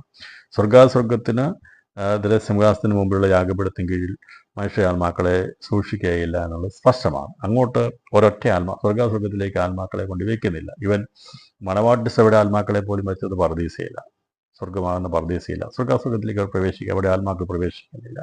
അപ്പോൾ സ്വർഗാസ്വർഗത്തിലേക്ക് പ്രവേശിക്കപ്പെട്ട ഒരൊറ്റ ആത്മാവേ ഉള്ളൂ, അത് യേശുക്രിസ്തുവിൻ്റെ ആത്മാവാണ്. ക്രിസ്തുയേശുവിൻ്റെ ആത്മാവ് അവിടുന്നാണ് അവൻ ജഡത്തിൽ വന്നത്. യേശുക്രിസ്തു മരിച്ചപ്പോൾ അവൻ്റെ ആത്മാവ് മാത്രമേ പിതാവാം ദൈവത്തിൻ്റെ കയ്യിലേക്ക് പോയിട്ടുള്ളൂ. പക്ഷേ അതിനുശേഷം മരിക്കുന്ന സകല വിശുദ്ധന്മാരുടെയും ആത്മാക്കളെ ഏത് ഗണത്തിൽപ്പെട്ടവരാണെങ്കിലും, കുഞ്ഞാടിൻ്റെ മണവാട്ടി സഭയുടെ അംഗങ്ങളാണെങ്കിലും, അവിടെ ആത്മാക്കളെ വെക്കുന്നത് പർദീസയിലാണ് വെക്കുന്നത്. അവിടെ ആത്മാക്കളെ സ്വർഗാസ്വർഗത്തിലേക്ക് എടുക്കപ്പെടുന്നില്ല. അതുകൊണ്ട് സ്വർഗാസ്വർഗത്തിലെ മുമ്പിലുള്ള യാഗപീഠത്തിന് കീഴിൽ ഒരാത്മാക്കളെ പോലും പ്രവേശിപ്പിക്കുകയില്ല. അത് യേശു ക്രിസ്തുവിൻ്റെ ആത്മാവിനാണ് പിതാവിൻ്റെ കയ്യിലേക്ക് ഏൽപ്പിച്ചത്. ബാക്കിയുള്ള ആത്മാക്കൾ എവിടെയാണ് വെച്ചിരിക്കുന്നതിൻ്റെ വിശദീകരണം വളരെ ആവർത്തി തന്നിരിക്കുന്നതുകൊണ്ട് അതേക്കുറിച്ച് സംശയിക്കേണ്ട ആവശ്യമില്ല. അത് വളരെ കൃത്യമായിട്ട് മനസ്സിലാക്കാൻ ബുദ്ധിക്ക് തെളിവായി വെളിപ്പെടുത്തിയിട്ടുണ്ട്. ഇനിയും അതാർക്കെങ്കിലും മനസ്സിലാകാതെ പോകുന്നുണ്ടെങ്കിൽ അത് നിങ്ങൾ കേൾക്കുക, മനസ്സിലാക്കുക. സംശയം ഉണ്ടെങ്കിൽ എത്ര പ്രാവശ്യം വേണം ചോദിക്കാം, ഞാനത് വെളിപ്പെടുത്തരാം. അത് എന്നെ കൊണ്ടാവുന്ന രീതിയിൽ അതേക്കുറിച്ച് പഠിപ്പിക്കാൻ ഞാൻ സന്തോഷമുള്ളവനാണ് എന്ന് വിശേഷം ഓർപ്പിക്കുന്നത്. ഏകദേശം കാര്യങ്ങൾ മനസ്സിലായിട്ടുണ്ടല്ലോ. എല്ലാവരും ഒരു സ്ഥലത്തേക്കല്ല പോകുന്നത്, ഓരോരുത്തരും താൻ്റെ നിരയിലാണ് എന്നുള്ളതിനെക്കുറിച്ചുള്ള ബന്ധത്തിലാണ് മരണാനന്തര നിലകളെക്കുറിച്ചും പുനരുത്ഥാനങ്ങളെക്കുറിച്ചുമുള്ള വളരെ വ്യക്തമായ പഠനം പരിശുദ്ധന്മാർ നമുക്ക് നൽകിയിരിക്കുന്നത്. ഇത്രയൊക്കെ ചിന്തിച്ച് നമ്മൾ വല്ലാതെ വിഷമിപ്പിക്കൊന്നും വേണ്ട. നമ്മൾ ചിന്തിച്ചാൽ മതി. ഓരോരുത്തരും ഓരോ നിരയിലേക്കാണ് പോകുന്നത്. എനിക്ക് പോകേണ്ട നിര ഏറ്റവും അതിശേഷമായിരിക്കുന്ന വിശുദ്ധന്മാർ ചെല്ലുന്ന സ്ഥലങ്ങളിലേക്ക് എനിക്ക് മരണാനന്തരത്തിലേക്ക് എത്തണം. നമ്മുടെ ആഗ്രഹമാണ് കർത്താവ് അവിടേക്ക് എത്താൻ. മരിക്കുകയാണെങ്കിൽ അവിടേക്ക് എത്തണം. അതല്ല ജീവനോടിരിക്കുകയാണെങ്കിൽ നമ്മൾ രൂപാന്തരപ്പെടണം. ആ പ്രത്യാശയോടെ ആയിരിക്കണം. ഇനി അതിന് സാധിക്കുന്നില്ല, 60 മേനിയുള്ളെങ്കിൽ മരിച്ചാൽ പോകുന്നത് രണ്ടാമത്തെ സ്വർഗത്തിലേക്കായിരിക്കും പോകുന്നത്. അവർക്ക് ജീവനോടുള്ള രൂപാന്തരമില്ല. ഇവിടെ ആത്മാക്കൾ പോകേണ്ട ആവശ്യമില്ല. ഇനി അതിനും യോഗ്യതയില്ലെങ്കിൽ, 30 മേനിയുള്ളെങ്കിൽ, നിത്യജീവന യോഗ്യതയുള്ളെങ്കിൽ അവർ കടന്നു പോകുന്നത് സമുദ്രത്തിലേക്കായിരിക്കും. ഒടുക്കത്തെ നാളിലെ കണ്ണ് തുറന്ന് എഴുന്നേറ്റ് വരികയുള്ളൂ. അതുപോലെ ആകാശമില്ലാതാകുവോളം അവർ മനുഷ്യരെല്ലാവരും എഴുന്നേൽക്കുന്നില്ല എന്ന് യോ പറഞ്ഞിരിക്കുന്ന വചനപ്രകാരം അത് അതിനുശേഷമേ ഒടുക്കത്തെ നാളിലെ പുനരുത്ഥാനം പ്രാപിക്കുകയുള്ളൂ. ഒടുക്കത്തെ നാളിലെ പുനരുത്ഥാനത്തിൻ്റെ വിശുദ്ധന്മാരുടെ പുനരുത്ഥാനം, അതിൽ നിത്യജീവനുള്ളവരുടെ പുനരുത്ഥാനമാണ്. അവർ പുതിയ ആകാശം പുതിയ ഭൂമിയിലെ പ്രാകാരം അവകാശമാക്കാനുള്ളവരാണ്. 3 നിലകളെക്കുറിച്ച് മനസ്സിലായല്ലോ. പ്രാകാരത്തിലേക്ക് പ്രവേശിക്കണമോ, പുതിയ ശേമനാകുന്ന നഗരത്തിൻ്റെ ഭാഗമായി തീരണമോ, അതോ മന്ദിരമാകുന്ന കുഞ്ഞാടിനോട് ചേരണമോ എന്നുള്ളത് ദൈവത്തിൻ്റെ ആത്മാവ് നമുക്ക് മുമ്പിൽ വെച്ചിരിക്കുന്ന 3 സാധ്യതകളാണ്. നമ്മുടെ മുമ്പിൽ വെച്ചിരിക്കുന്ന 3 സാധ്യതകളിൽ ഏത് വേണമെങ്കിലും നമുക്ക് ഓപ്റ്റ് ചെയ്യാം, നമുക്കത് സ്വീകരിക്കാം. ഏതായാലും നരകത്തിൻ്റെ അഗ്നിയിൽ നിന്ന്, തീയിൽ നിന്ന് ദൈവം നമ്മളെ നിത്യജീവനിലേക്ക് നടത്തി ജീവവസ്തു പേരുള്ളതിനായി ദൈവത്തിന് സ്തോത്രം ചെയ്യാം. ഇനി അതിൽ നിന്ന് വളർച്ച പ്രാപിച്ച് ക്രിസ്തുവിൻ്റെ തലയോളം വളരുവാനുള്ള ഭാഗ്യം നമുക്ക് തന്നിട്ടുണ്ട്. ഇനി അത് അരയോളമാണോ മുട്ടോളമാണോ നീന്തിയിട്ടല്ലാത്ത അവസരമാണോ എന്നൊക്കെ പാട്ടുകാർ പാടുന്ന പോലെ അപ്പോൾ ആ ഒരു നിലവാരത്തിൽ വന്നത് അത് ഏതാണെന്നുള്ളത് നമ്മൾ ചിന്തിച്ചിട്ടുണ്ട്. ആ ഒരു നിലവാരത്തിലുള്ള വളർച്ചയല്ല, ക്രിസ്തുവിൻ്റെ പരിജ്ഞാനത്തിന് തക്കതായിട്ടുള്ള ഒരു നിലവാരത്തിലേക്ക് നാം എത്താൻ വേണ്ടി ക്രിസ്തുവിൻ്റെ തലയോളവും വളരുക എന്നതിൻ്റെ അർത്ഥം അവൻ്റെ പ്രായത്തിന് തക്ക പരിജ്ഞാനത്തിലേക്ക് നമ്മൾ എത്തിച്ചേരുന്ന തികവിനെയാണ് ഇവിടെ പറഞ്ഞിരിക്കുന്നത്. ആ നിലവാരത്തിൽ എത്താനുള്ള ആഗ്രഹമുണ്ടെങ്കിൽ നമ്മളെ ദൈവം നമ്മൾ സാധിപ്പിക്കും. അതുകൊണ്ടാണ് പറഞ്ഞിരിക്കുന്നത്, നാം പരിജ്ഞാനപൂർത്തി പ്രാപിക്കാൻ പരിശ്രമിക്കുക. ദൈവം അനുവദിക്കുന്ന പക്ഷം നാം അത് ചെയ്യുകയില്ലെന്നല്ല, ചെയ്യും. താല്പര്യമുണ്ടോ? ആഗ്രഹമുണ്ടോ? കർത്താവേ, എനിക്കത് എത്തിച്ചേരണം, ആ വലിയ നിലവാരത്തിലേക്ക്, നിരയിലേക്ക് എത്താൻ ഞാൻ ആഗ്രഹിക്കുന്നു, എന്നെ ഒരുക്കണമേ, എൻ്റെ കുടുംബത്തെ, എൻ്റെ പ്രിയപ്പെട്ടവരെ ഒരുക്കണമേ എന്ന് ആത്മാർത്ഥമായി പ്രാർത്ഥിച്ചാൽ ആഗ്രഹിക്കുന്ന ആത്മാക്കളെ ദൈവം തൃപ്തിപ്പെടുത്തും. ആ നിലവാരത്തിലേക്ക് എത്താനായിട്ട് സാധിക്കും. സാധിക്കാത്ത വിഷയമല്ല, സാധിക്കും. അതിന് ദൈവകൃപയാണ് ആവശ്യം. അപ്പോൾ ദൈവകൃപയുടെ വികൃതത്താൽ ദിവസങ്ങളിൽ നിലവാരത്തിലെത്താൻ കർത്താവ് സഹായിക്കട്ടെ. ഇനിയും ഇവിടെ പറഞ്ഞു വന്നിരിക്കുന്ന കാര്യം, ഇപ്പം നമ്മൾ ദൈവസഭയുടെ ബന്ധത്തിലുള്ള ഈ 3 നിലവാരങ്ങളെക്കുറിച്ച് മനസ്സിലായല്ലോ. അതിൽ നിത്യജീവന യോഗ്യതയുള്ള സമുദ്രത്തിലേക്കാണ് മാറ്റപ്പെടുന്നത്. നഗരത്തോടുള്ള ബന്ധത്തിലുള്ളവർ ഇപ്പോൾ മാറ്റപ്പെടുന്നത് അവർ പർദീസയിലെ 2ാം സ്വർഗത്തിലേക്കാണ്. ഇപ്പോൾ പഴയ നിയമത്തിന് വിശുദ്ധമായ സായനുള്ളവരൊക്കെ മരിച്ചാൽ മാറ്റപ്പെടുന്ന നക്ഷത്രദേശമുള്ളവർ തുല്യമായിട്ടുള്ളവർ മാറ്റപ്പെടുന്നത് പർദീസയിലെ 1ാം സ്വർഗത്തിലേക്കാണ്.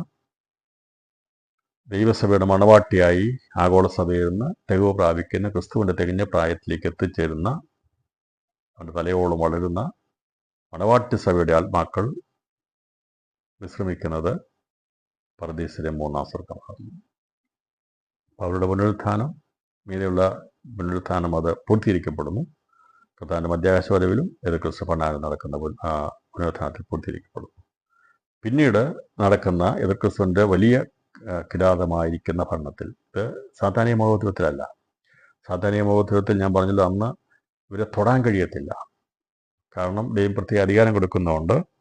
അന്ന് ഉപദ്രവിക്കുമെങ്കിലും അവർക്ക് പ്രത്യേക കഴിവുള്ളതുകൊണ്ട്, ശക്തി ഉള്ളതുകൊണ്ട്, അവിടെ വായന തീ പുറപ്പെടുന്നതുകൊണ്ടും പഠിച്ചിരിക്കുമ്പോഴൊക്കെ ഭൂമിയെ ലഭിക്കുന്നതുകൊണ്ടും, അതുകൊണ്ട് അങ്ങനെ കൊല്ലാൻ കഴിയത്തില്ല. എന്നാൽ ഈ എതിർക്രിസ്തുവിൻ്റെ ഭരണത്തോടു കൂടിയാണ് ദൈവം അതിന് അധികാരം കൊടുക്കുകയാണ്.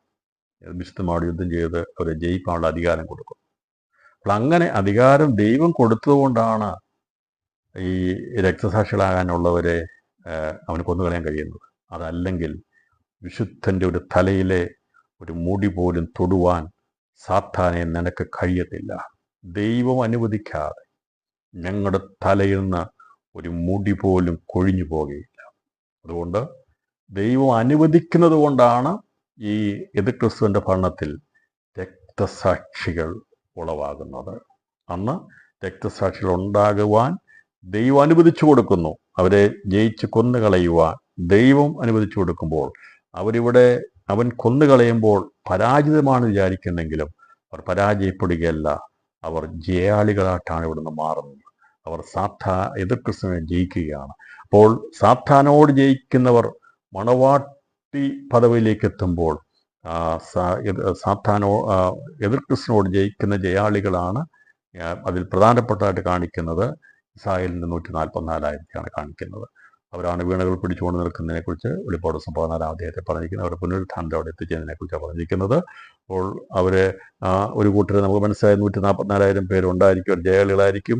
അവർ മരിക്കുമ്പോൾ എതിർക്രിസ്തു അവരെ കൊന്നുകളയുമ്പോൾ, എതിർക്രിസ്തു ഏതെങ്കിലും വിധത്തിൽ അവരെ മുട്ടുകുത്തിക്കാൻ വേണ്ടി, അവനെ നമസ്കരിക്കാൻ വേണ്ടി പരിശ്രമിക്കുമ്പോൾ 144,000 പേരെ ദൈവം മുദ്രയിട്ട് മാറ്റി നിർത്തിയിരിക്കുന്നതുകൊണ്ട് അവർ പരാജയപ്പെടുകയല്ല, അവർ ജയിക്കുകയാണ് ജയിക്കുന്നത്. അതിനെയാണ് ജയാളികൾ എന്ന് പറയുന്നത്. അപ്പോൾ 144,000 പേര് സാത്താൻ്റെ മുമ്പിൽ മുട്ടുമടക്കത്തില്ല, അവനെ ആരാധിക്കത്തില്ല, അവനോട് എതിർത്ത് തന്നെ നിൽക്കും. അതുകൊണ്ടാണ് അവർ രക്തസാക്ഷ്യം വരിക്കുന്നത്. മറ്റുള്ള വിചാരിക്കും അവർ പരാജയപ്പെട്ടത്. പക്ഷെ അവർ പരാജയപ്പെടുകയല്ല.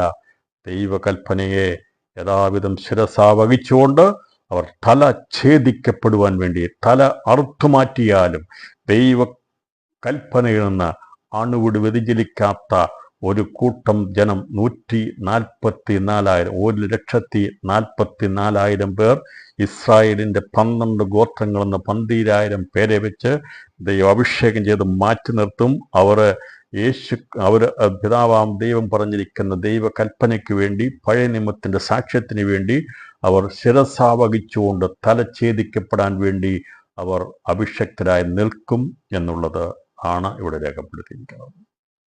മറുഭാഗത്ത് യേശുക്രിസ്തുവിൻ്റെ സാക്ഷ്യം ഇന്ന് എല്ലാവരും യേശുവിനെക്കുറിച്ച് അറിയാം. ലോകത്തിൻ്റെ ഭൂരിപക്ഷ രാഷ്ട്രങ്ങളും ഭൂരിപക്ഷ ജനതകളും യേശുവിനെ അറിയാം. എന്നാൽ അവരൊക്കെ നാമധേയത്തിൽ മാത്രം വിശ്വസിക്കുമ്പോൾ അതിൻ്റെ ഇടയിൽ പരിശുദ്ധാത്മാവ് പഠിപ്പിച്ചെടുക്കുന്ന ഒരു കൂട്ടം ആൾക്കാരുണ്ടാണ് വേർപെട്ടവെന്ന് പറയുന്നത്.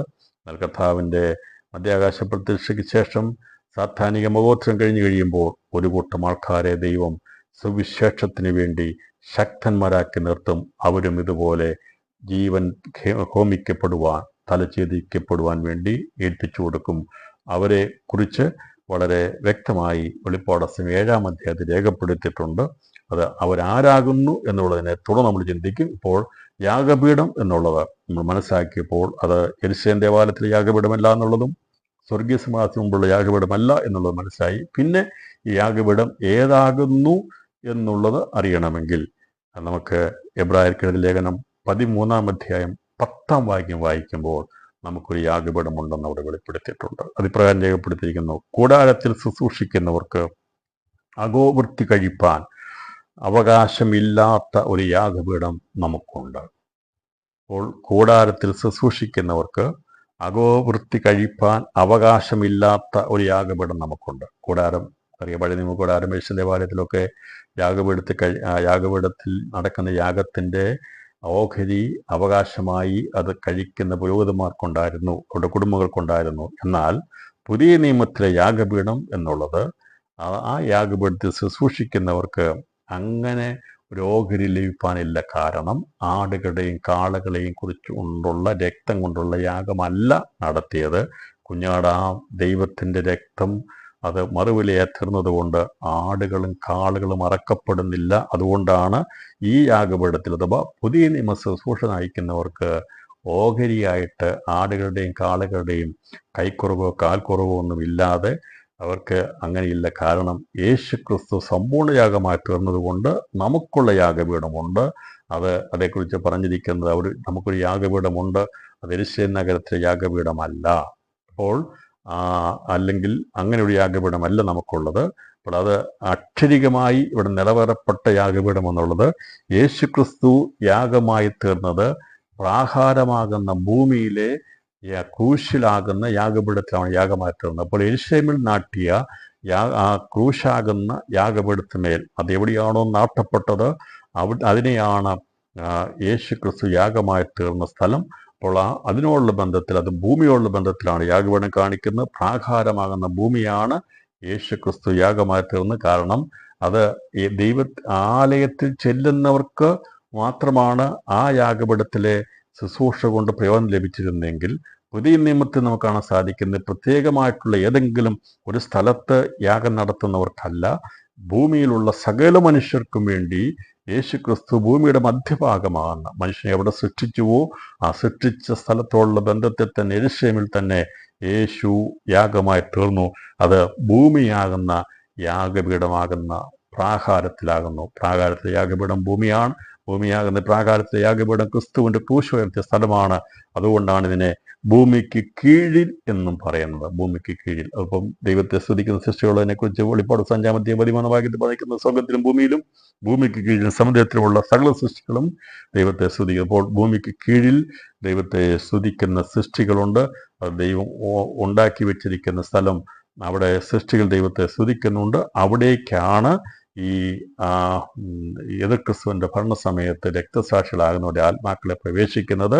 ഈ അവിടേക്ക് പ്രവേശിച്ചിരിക്കുന്ന ആത്മാക്കളെ യോഹന്നാൻ ആത്മാവിൽ ദർശിച്ചിട്ട് പറയുകയാണ്, ഞാൻ യാഗപീഠത്തിന് കീഴിൽ രക്തം തലചേദിക്കപ്പെട്ട ആത്മാക്കളെ കണ്ടു എന്ന് പറഞ്ഞിരിക്കുന്നത്.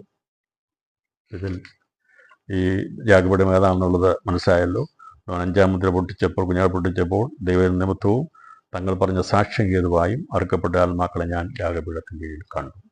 അപ്പോൾ ഇവരെ കണ്ടു എന്നുള്ളത് ഇതാണ്. ഇനിയും ഇവരെ രണ്ട് കൂട്ടരെന്നുള്ളത് നമുക്ക് വെളിപ്പാട് 12-ാം അധ്യായം 17-ാം വാക്യം വായിച്ചപ്പോൾ നാം മനസ്സിലാക്കിയിരുന്നു. അപ്പോൾ അത് ഇങ്ങനെയാണ് രേഖപ്പെടുത്തിയിരിക്കുന്ന: മഹാസർപ്പം സ്ത്രീയോട് കോപിച്ചു, ദൈവകൽപ്പന പ്രമാണിക്കുന്നവരും യേശുവിൻ്റെ സാക്ഷ്യമുള്ളവരുമായി അവളുടെ സന്തതി ശേഷിപ്പുള്ളവരോട് യുദ്ധം ചെയ്യുവാൻ പുറപ്പെട്ടു. അപ്പോൾ നീതിയുള്ള യെരുശലേമിനുള്ള ബന്ധത്തിൽ വെളിപ്പെടുത്തിയിരിക്കുന്ന ഭാഗത്തോടുള്ള ബന്ധത്തെ നാം ചിന്തിച്ചിരുന്നു. യേശുവിൻ്റെ വിശുദ്ധന്മാരുടെ ദൈവകൽപ്പന പ്രമാണിക്കുന്ന പഴയ വിശുദ്ധന്മാരും യേശുവിൻ്റെ സാക്ഷ്യമുള്ളതെന്നുള്ള സുവിശേഷമാണെന്നുള്ളതും വളരെ വ്യക്തമാണ്. അപ്പോൾ മഹോദ്രവത്തിലൂടെ കടന്നു പോകുമ്പോൾ ഈ ശേഷിപ്പിലുള്ളവരുണ്ട് എന്നുള്ളത് വളരെ വ്യക്തമല്ലേ? അതുകൊണ്ട് നമുക്കത് പിന്നെയും ഞാൻ ആവർത്തിച്ച് പറയുന്നത്, ദൈവവചന പഠനം ഒരിക്കലും സാങ്കല്പികമല്ല, അത് യാഥാർത്ഥ്യമായി തെളിയിക്കപ്പെടുന്ന സത്യമാണ്. പക്ഷേ ഒരൊറ്റ കാര്യം മനസ്സിലാക്കണം, ആ വചനത്തിൻ്റെ സത്യത്തിനനുസരിച്ച് നമ്മൾ മുമ്പോട്ട് പോകണം. എങ്കിൽ മാത്രമേ അത് ഗ്രഹിച്ചെടുക്കാൻ കഴിയത്തുള്ളൂ. സാങ്കല്പികതകളോ എന്തെങ്കിലും ഒന്നിനോടൊന്ന് ചേരാത്ത ആയിട്ടുള്ള രീതിയിലുള്ള കാര്യങ്ങളല്ല നാം ചിന്തിക്കേണ്ടത്. ഒന്നിനോടൊന്ന് പൊരുത്തപ്പെടുന്ന രീതിയിലുള്ള കാര്യങ്ങളാണ് നാം ചിന്തിക്കുന്നത്. അതുകൊണ്ടാണ് വെളിപ്പാട് പുസ്തകം 12-ാം അധ്യായം 17-ാം വാക്യത്തിൽ പറഞ്ഞിരിക്കുന്ന വചനത്തോടുള്ള ബന്ധത്തെ നോക്കുമ്പോൾ ഈ പറയുന്ന രണ്ട് കൂട്ടർ അവിടെ ഉണ്ടായിരിക്കും എന്നുള്ളത് വളരെ വ്യക്തമാണ്. ഇവരെ ആരാണ് എന്നുള്ളതിനെക്കുറിച്ചുള്ള തുടർന്നുള്ള ഭാഗങ്ങൾ വ്യക്തമാക്കപ്പെട്ടിട്ടുണ്ട്.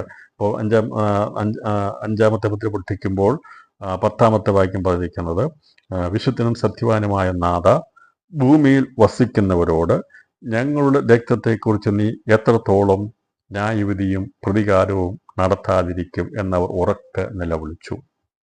അപ്പോൾ ഈ യാഗപീഠത്തിന് കീഴിലുള്ള അഥവാ ഭൂമിക്ക് കീഴിലുള്ള യേശുക്രിസ്തു യാഗമായി തീർന്നത് യാഗപീഠം, അതാണ് നമ്മുടെ യാഗപീഠം. ആ യാഗപീഠം എന്നുള്ളത് ഭൂമിയാകുന്നു. അപ്പോൾ ഭൂമിക്ക് കീഴിൽ അഥവാ യാഗപീഠത്തിന് കീഴിൽ കണ്ട ആത്മാക്കൾ അവർ നിലവിളിക്കുന്നത് അവർ നിലവിളിക്കുന്നത് ദൈവത്തോടാണ്. അവർ പറയാണ്, വിശുദ്ധനും സത്യവാനുമായ നാഥ, ഭൂമിയിൽ വസിക്കുന്നവരോട് ഞങ്ങളുടെ രക്തത്തെക്കുറിച്ച് നീ എത്രത്തോളം ന്യായവിധിയും പ്രതികാരവും നടത്താതിരിക്കുമെന്ന് അവർ ഉറക്കം നിലവിളിച്ചു. എന്താണ് ന്യായവിധിയും പ്രതികാരവും എന്നുള്ളത്?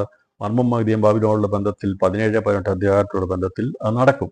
അവർക്കറിയാമായിരുന്നു ഇതിനെ ന്യായം വിധിക്കുമെന്നുള്ളത്. അതേക്കുറിച്ചുള്ള ന്യായവിധിയുടെ സമയം വരാൻ പോകുന്നു. അതെപ്പോഴാണ് നടക്കുന്നതാണ് ഇവർ നിലവിളിക്കുന്നത്. ഇവർ ഈ ആത്മാക്കൾ നിലവിളിക്കുന്നത് മറ്റാരോടുമല്ല നിലവിളിക്കുന്നത്. അവർ മരിച്ചുപോയ ഏതെങ്കിലും വിശുദ്ധന്മാരോടല്ല നിലവിളിക്കുന്നത്, ജീവനുള്ളവരോടല്ല, മനുഷ്യരോടല്ല നിലവിളിക്കുന്നത്. അവർ നേരിട്ട് ദൈവത്തോടാണ് സംസാരിക്കുന്നത്. അപ്പോൾ മരിച്ചു പോകുന്ന ആത്മാക്കൾ ദൈവത്തോടുള്ള ബന്ധത്തിലുള്ളവർക്ക് ദൈവമായിട്ടുള്ള സംസാരമുണ്ട്. അവർ ദൈവമായിട്ട് സംസാരിക്കുന്നു. അപ്പോൾ ഇവർ വളരെ വേദനയോടുകൂടി ലോകത്തിൽ നിന്ന് തലഛേദിക്കപ്പെട്ട് അവിടേക്ക് എത്തിച്ചേരുമ്പോൾ അവർ ചോദിക്കുകയാണ്, വിശുദ്ധനും സത്യവാനുമായ നാഥ, ഭൂമിയിൽ വസിക്കുന്നവരോട് അഥവാ ഞങ്ങളെ ഇങ്ങനെ കൊന്നുകളയുവാൻ കൂട്ടുനിന്ന മനുഷ്യരോട്, അഥവാ മർമ്മം മഗ്ദിയം ബാബിലോണിനോട്, ആ ശിഷ്ടത്തോട്, ആ ബിസിനസ് സാമ്രാജ്യത്തോട്, അങ്ങനെ ദുർഭരണം നടത്തി എതിർ ക്രിസ്തുവിൻ്റെ ഭരണ സംവിധാനത്തോട് എന്നാണ് നീ എത്രത്തോളം ന്യായവിധിയും പ്രതികാരം നടത്താതിരിക്കുന്ന ഉറക്കം നിലവിളിച്ചപ്പോൾ അവരിൽ ഓരോരുത്തനും, അതിൻ്റെ അടുത്ത വാക്യമാണ് 11-ാം വാക്യം, അപ്പോൾ ഓരോരുത്തരും വെള്ള നെലിയങ്കി കൊടുത്തു. അവരെ പോലെ കൊല്ലപ്പെടുവാനിരിക്കുന്ന സഹവൃത്യന്മാരും സഹോദരന്മാരും വന്നു തികയോളം അല്പകാലം കൂടി സ്വസ്ഥമായി പാർക്കണമെന്ന് അവർക്ക് അള്ളപ്പാടുണ്ടായി. അപ്പോൾ ഈ എതിർ ക്രിസ്തുവിൻ്റെ ഭരണത്തിന് ആരംഭത്തോടുള്ള ബന്ധത്തിൽ കുഞ്ഞാട് 1, 2, 3, 4 മുദ്രകൾ പൊട്ടിച്ചു കഴിയുമ്പോൾ 5-ാമത്തെ മുദ്ര പൊട്ടിക്കുമ്പോൾ ഇതിനോടുള്ള ബന്ധത്തിൽ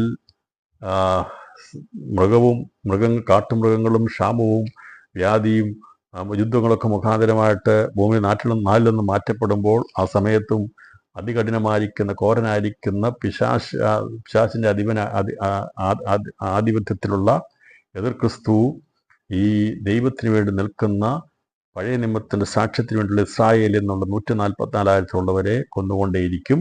അതുപോലെ തന്നെ യേശുവിൻ്റെ സാക്ഷ്യമുള്ളവരെയും കൊന്നുകൊണ്ടിരിക്കും. ഇവിടെ ആത്മാക്കൾ പ്രവേശിക്കപ്പെടുന്നത് എതിർ ക്രിസ്തുവിൻ്റെ ഭരണത്തോടുള്ള ബന്ധത്തിൽ ഭൂമിക്ക് കീഴിലാകുന്ന യാഗപീഠത്തിന് കീഴിലാകുന്നു. അവർ നിലവിളിക്കുമ്പോൾ അവർക്ക് ലഭിക്കുന്നത്, അപ്പോൾ അവരിൽ ഓരോരുത്തരും വെള്ള നിലയങ്കി ലഭിച്ചു, വെള്ള നിലയങ്കി കൊടുത്തു.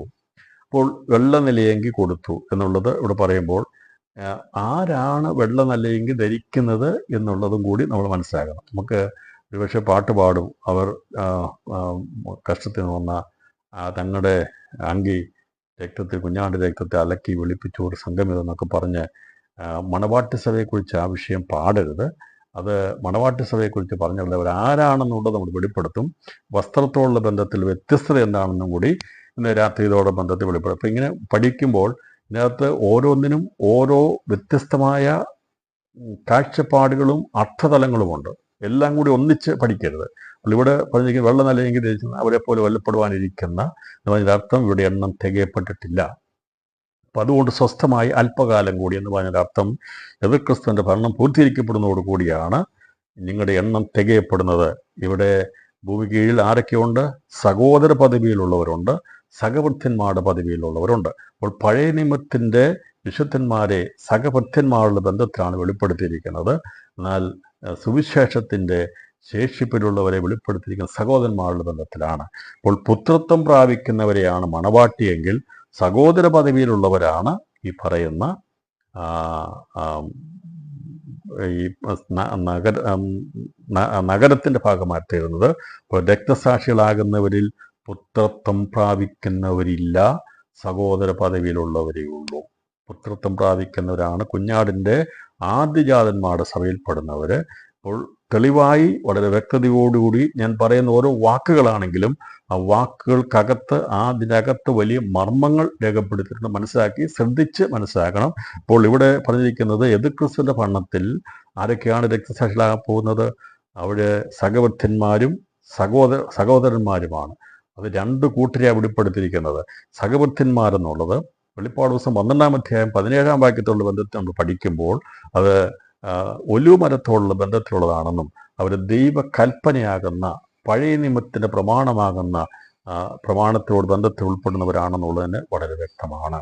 എന്നാൽ സഹോദരന്മാർ എന്ന് പറഞ്ഞിരിക്കുന്നത് അത് രണ്ട് നിലവിളക്കുകളുടെ ബന്ധത്തിൽപ്പെടുന്നവരും അവർ സുവിശേഷത്തിൻ്റെ ശേഷിപ്പിൽ ഉൾപ്പെടുന്നവരാണെന്നും അപ്പോൾ ആ രണ്ട് കൂട്ടരിൽ രണ്ടാമത്തെ നിലവിളക്ക് ഉൾപ്പെടുന്നവരും ഒന്നാമത്തെ നിലവിൽ ഉൾപ്പെടുന്നവരുമാണ് സഹവൃത്യന്മാരോടുള്ള ബന്ധത്തിൽ അഥവാ സഹോദരന്മാരോടുള്ള ബന്ധത്തിൽ പറഞ്ഞിരിക്കുന്നത്. ഇവർ മണവാട്ടിയല്ല, മണവാട്ടിയുടെ തോഴിമാരാണ്. അതുപോലെ മണവാളൻ്റെ തോഴ്മക്കാരിലും പെടുന്നവരാണ്. അപ്പോൾ അത് വളരെ വ്യക്തമായി പറഞ്ഞിരിക്കുന്നത് സഹവൃത്യന്മാർ എന്നുള്ളത് പഴയ നിയമത്തോടുള്ള ബന്ധത്തിലാണെങ്കിൽ സഹോദരന്മാർ എന്ന് പറയുന്നത് സുവിശേഷ ബന്ധത്തിലാണ്. ഇതിൻ്റെ അർത്ഥം മനസ്സിലാക്കാതെ നാം എത്ര പ്രാവശ്യം ഇത് വായിച്ചാലും മനസ്സിലാകത്തില്ല. പക്ഷേ ഇതിൻ്റെ ആ കൃത്യമായിട്ടുള്ള മീനിങ്, അതിൻ്റെ അർത്ഥം എന്താണെന്ന് മനസ്സിലാക്കി അതിനെ വ്യാഖ്യാനിക്കപ്പെട്ട് കഴിഞ്ഞാൽ മനസ്സിലാക്കിയെടുക്കാൻ സാധിക്കും. അപ്പോൾ ഈ പല നിലവാരത്തിലുള്ള പുനരുത്ഥാനങ്ങൾ, തേജസ്, ഇതൊക്കെ പറയുമ്പോൾ ഇതിനോടെല്ലാം ബന്ധപ്പെട്ടല്ലേ നിൽക്കുന്നത്? നിശ്ചയമായിട്ടും അത്. അപ്പോൾ സഹവൃത്യന്മാരും സഹോദരന്മാരും എന്ന് പറഞ്ഞിരിക്കുന്നത് പഴയ നിയമത്തിൻ്റെ പ്രമാണത്തിന് വേണ്ടി നിൽക്കുന്ന അന്നത്തെ സമയത്ത് 144,000 പേരിൽ ഉൾപ്പെടുമ്പോൾ ബന്ധത്തിലാണ് സഹവൃത്യന്മാർ എന്ന് പറഞ്ഞിരിക്കുന്നത്. സഹോദരന്മാരുടെ ബന്ധത്തിൽ പറഞ്ഞിരിക്കുന്നത് മണവാട്ടി സഭയുടെ തോഴിമാരുടെ ഗണത്തിൽപ്പെടുന്ന അന്ന് ക്രിസ്തുവിൻ്റെ സമയത്ത് രക്തസാക്ഷികളാകുന്നവരാണെന്നുള്ളതാണ് പറയുന്നത്. ഇപ്പോൾ ലഭിക്കുന്നത് വെള്ള നിലയെങ്കിയാണ്. ഇനിയിപ്പം നമുക്ക് വെള്ള നിലയെങ്കിൽ ലഭിക്കുന്ന ആർക്കാണെന്നുള്ളത് നമുക്ക് മനസ്സിലാക്കാം. അത് രേഖപ്പെടുത്തിയിരിക്കുന്നത് വെളിപ്പാട് പുസ്തകം 7-ാം അധ്യായം അതിൻ്റെ 14-ാം വാക്യമാണ്. യജമാനൻ അറിയുമല്ലോ എന്ന് ഞാൻ പറഞ്ഞു. അവൻ എന്നോട് പറഞ്ഞത്, ഇവർ മഹാകഷ്ടത്തിൽ നിന്ന് വന്നവർ കുഞ്ഞാടിൻ്റെ രക്തത്തിൽ തങ്ങളുടെ അങ്കി അലക്കി വെളുപ്പിച്ചിരിക്കുന്നു. അപ്പോൾ കുഞ്ഞാടിൻ്റെ രക്തത്തിൽ തങ്ങളുടെ അങ്കി അലക്കി വെളുപ്പിച്ചിരിക്കുന്ന കൂട്ടരായി കാണിച്ചിരിക്കുന്നത് ഇവിടെ വെളിപ്പെടുത്തിയിരിക്കുന്നത് എതിർക്രിസ്തുവിൻ്റെ ഭരണത്തിൽ രക്തസാക്ഷികളാകുന്നവരാണ്. നമ്മൾ 7-ാം അധ്യായം പഠിക്കുമ്പോൾ മനസ്സിലാകും. ഒരു വെള്ള നിലയെങ്കിൽ ധരിച്ച് എണ്ണിക്കൂടാത്ത വലിയൊരു പുരുഷാരം ഉള്ള ഈ 7-ാം അധ്യായം 144,000 എണ്ണം പറഞ്ഞു കഴിഞ്ഞാൽ ഇതിന് ശേഷം സകല ജാതികളിലും ഗോത്രങ്ങളിലും വംശങ്ങളിലും ഭാഷകളിൽ നിന്നുള്ളതായി ആർക്കും എണ്ണിക്കൂടാത്ത ഒരു മഹാപുരുഷാരം വെള്ള നിലയെങ്കിൽ ധരിച്ച് കയ്യിൽ കുരുത്തോലമായ സിംഹാസനം മുമ്പാകെ നിൽക്കുന്നത് ഞാൻ കണ്ടു. അപ്പോൾ പുനരുത്ഥാനാന്തരം അവിടെ എത്തിച്ചതിനെക്കുറിച്ച് വെളിപ്പെടുത്തിയിരിക്കുന്നത്. ഇവരുടെ ആത്മാക്കളെ കണ്ടു. പിന്നെ പുനരുത്ഥാനം നടക്കുന്നത് പഠിക്കണമെന്നുണ്ടെങ്കിൽ അത് പഠിക്കേണ്ടത് 1-ാമത്തെ പുനരുത്ഥാനമാണ്. അത് രേഖപ്പെടുത്തിയിരിക്കുന്നത് 20-ാം അധ്യായത്തിലാണ്. 20-ാം അധ്യായത്തിൽ പഠിച്ച ശേഷമായിട്ടത് നമ്മൾ 7-ാം അധ്യായം പഠിക്കുമ്പോൾ ഈ പറയുന്ന കാര്യങ്ങൾ മനസ്സിലാകും. അപ്പോൾ യാഗപീഠത്തിൽ കണ്ട ആത്മാക്കൾ അവർ നിലവിളിക്കുന്നു. അവിടെ എണ്ണം തികയപ്പെടാനുണ്ടെന്ന് പറഞ്ഞിരിക്കുന്നു. അവർക്ക് വെള്ള നിലയെങ്കിൽ ലഭിച്ചിരിക്കുന്നു പറഞ്ഞിരിക്കുന്നു. അവിടെ പുനരുത്ഥാനം നടക്കുന്നത് എപ്പോഴാണ് എന്നുള്ളതിനെക്കുറിച്ച് രേഖപ്പെടുത്തിയിരിക്കുന്നത് വെളിപ്പാട് 20-ാം അധ്യായത്തിലാണ്. 20-ാം അധ്യായം 4 മുതൽ വാക്യം പറയുന്നത്, ഞാൻ ന്യായാസനങ്ങളെ കണ്ടു, അവരിയ്ക്കുന്നവർക്ക് ന്യായവിധിയുടെ അധികാരം കൊടുത്തു. യേശുവിൻ്റെ സാക്ഷ്യവും ദൈവവചന നിമിത്തം തല ഛേദിക്കപ്പെട്ടവരും മൃഗത്തെയോ അതിൻ്റെ പ്രതിമയോ നമസ്കരിക്കാതിരുന്നവരും നെറ്റിയിലും കൈമേലും അതിന് മുദ്ര കൈക്കൊള്ളാതിരുന്നവരുമാരുടെ ആത്മാക്കളെയും ഞാൻ കണ്ടു. അവർ ജീവിച്ച് 1000 ആണ്ട് ക്രിസ്തുവിനോടുകൂടി വാണു.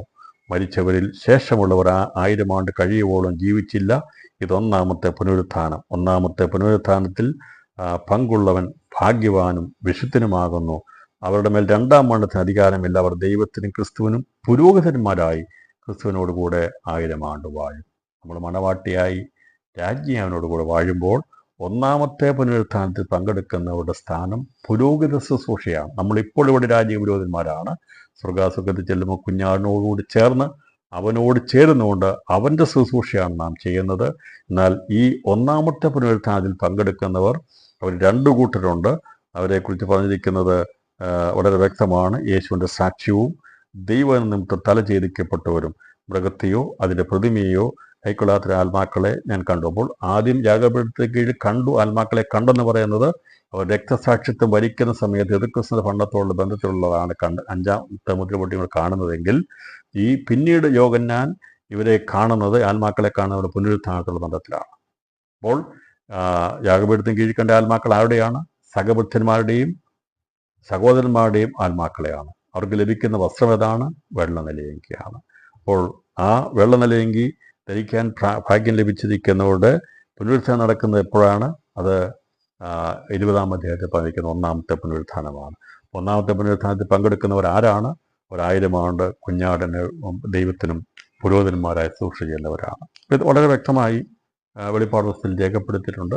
ഞാൻ പറഞ്ഞാൽ ഇതിനെ വേണ്ട രീതിയിൽ നമ്മളതിനെ യോജിപ്പിച്ച് പഠിച്ചു കഴിയുമ്പോൾ വളരെ വ്യക്തത ലഭിക്കും. അപ്പോൾ ഒന്നാമത്തെ പുനരുത്ഥാനം എന്നുള്ളത് ആരുടെ പുനരുത്ഥാനമാണെന്ന് നിങ്ങളോട് ആരോടെങ്കിലും ചോദിച്ചാൽ നിങ്ങൾ ദയവായിട്ട് ഈ പറയേണ്ടത് അത് എതിർക്രിസ്തുവിൻ്റെ ഭരണത്തിൽ രക്തസാക്ഷികളാകുന്ന തല ഛേദിക്കപ്പെടുന്നവരാണ്. അവർ മൃഗത്തെയോ അതിൻ്റെ പ്രതിമയോ നമസ്കരിക്കാതിരിക്കുന്നവരാണ്.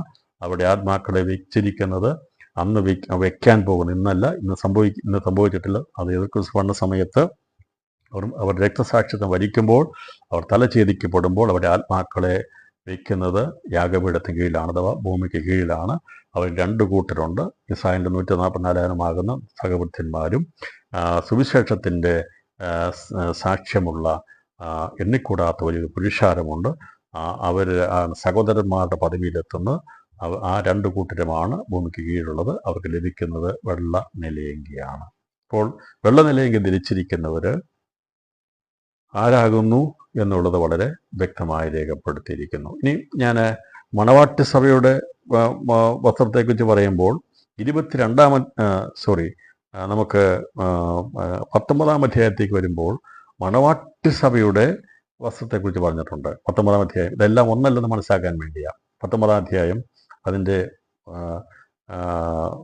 8-ാം വാക്യം, അവൾ തന്നെത്താൻ കല്യാണം വന്നുവല്ലോ, അവൻ്റെ കാന്തയും തന്നെത്താൻ ഒരുക്കിയിരിക്കുന്നു, അവൾക്ക് ശുദ്ധവും ശുഭ്രവുമായ വിശേഷ വസ്ത്രം ധരിപ്പാൻ കൃപ ലഭിച്ചിരിക്കുന്നു. ആ വിശേഷ വസ്ത്രം വിശുദ്ധന്മാരുടെ നീതി പ്രവൃത്തികൾ തന്നെ. അപ്പോൾ മണവാട്ടി സഭയ്ക്ക് ലഭിക്കുന്ന വസ്ത്രം വിശേഷ വസ്ത്രമാണ്. എന്നാൽ മണവാട്ടി സഭയുടെ തോഴിമാരാകുന്ന കന്യകമാർക്ക് ലഭിക്കുന്ന വസ്ത്രം അത് വെള്ള നിലയങ്കിയാണ്.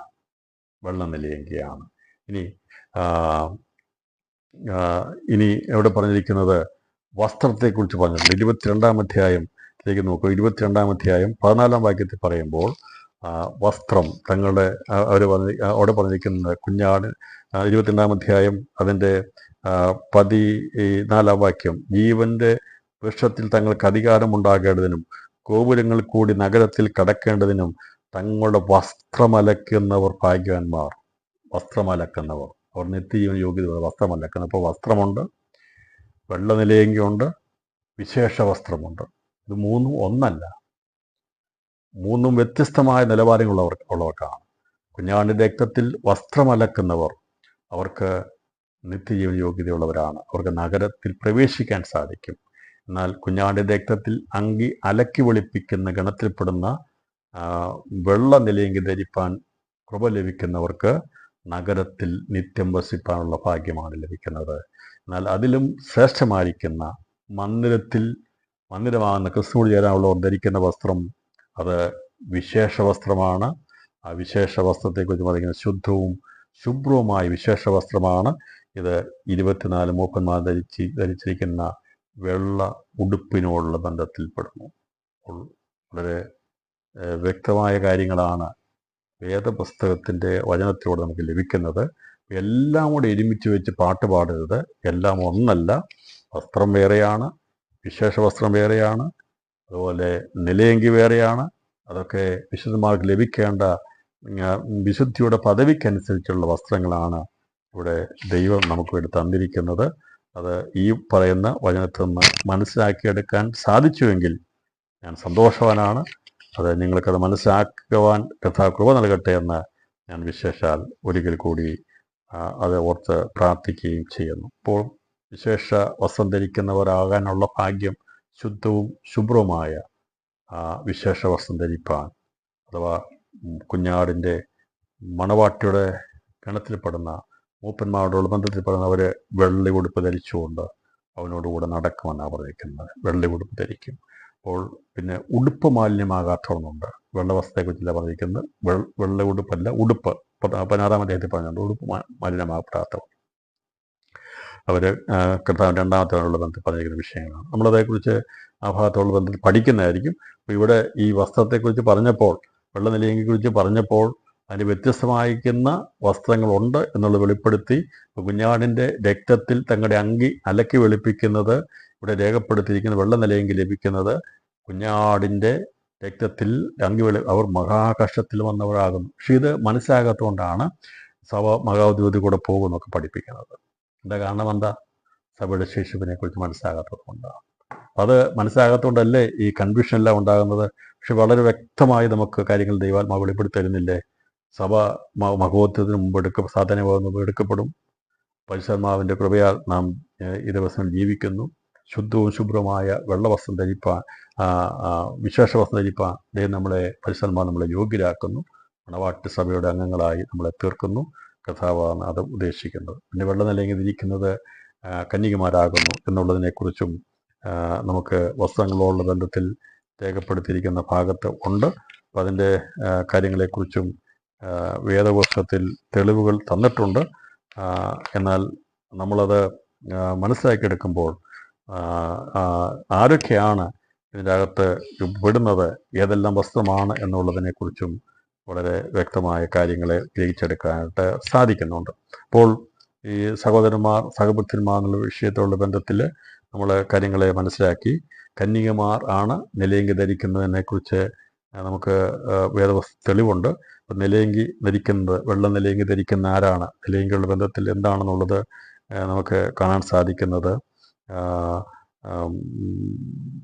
2 ശമൂവേൽ പുസ്തകം 13-ാം അധ്യായം 18-ാം വാക്യത്തിൽ പറഞ്ഞിട്ടുണ്ട്. അവൾ നിലയങ്കി ധരിച്ചിരുന്നു, രാജകുമാരികളായ കന്യകമാർ ഇങ്ങനെയുള്ള വസ്ത്രം ധരിക്കുക പതിവായിരുന്നു. അപ്പോൾ 2 ശമൂവേൽ 13-ാം അധ്യായം 18-ാം വാക്യത്തിൽ പറയുന്നത് അവൾ നിലയങ്കി ധരിച്ചിരുന്നു, രാജകുമാരികളായ കന്യകമാർ ഇങ്ങനെയുള്ള വസ്ത്രം ധരിക്കുക പതിവ്. അപ്പം നിലയങ്കി എന്നുള്ളത്, വെള്ള നിലയങ്കി എന്നുള്ളത് തേജസ്സിനുള്ള ബന്ധത്തിലുള്ള വ്യത്യാസം പറഞ്ഞിരിക്കുന്നത്.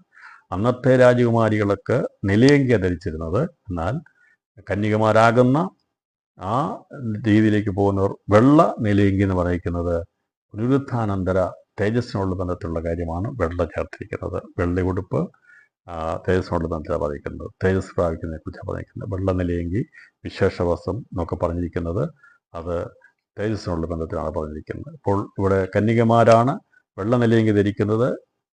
നിർമ്മല കന്യകയല്ല, മണവാട്ടിയല്ല. മണവാട്ടിയുടെ വസ്ത്രം ഏതാണ്? ശുദ്ധവും ശുഭ്രമായ വിശേഷ വസ്ത്രമാണ്.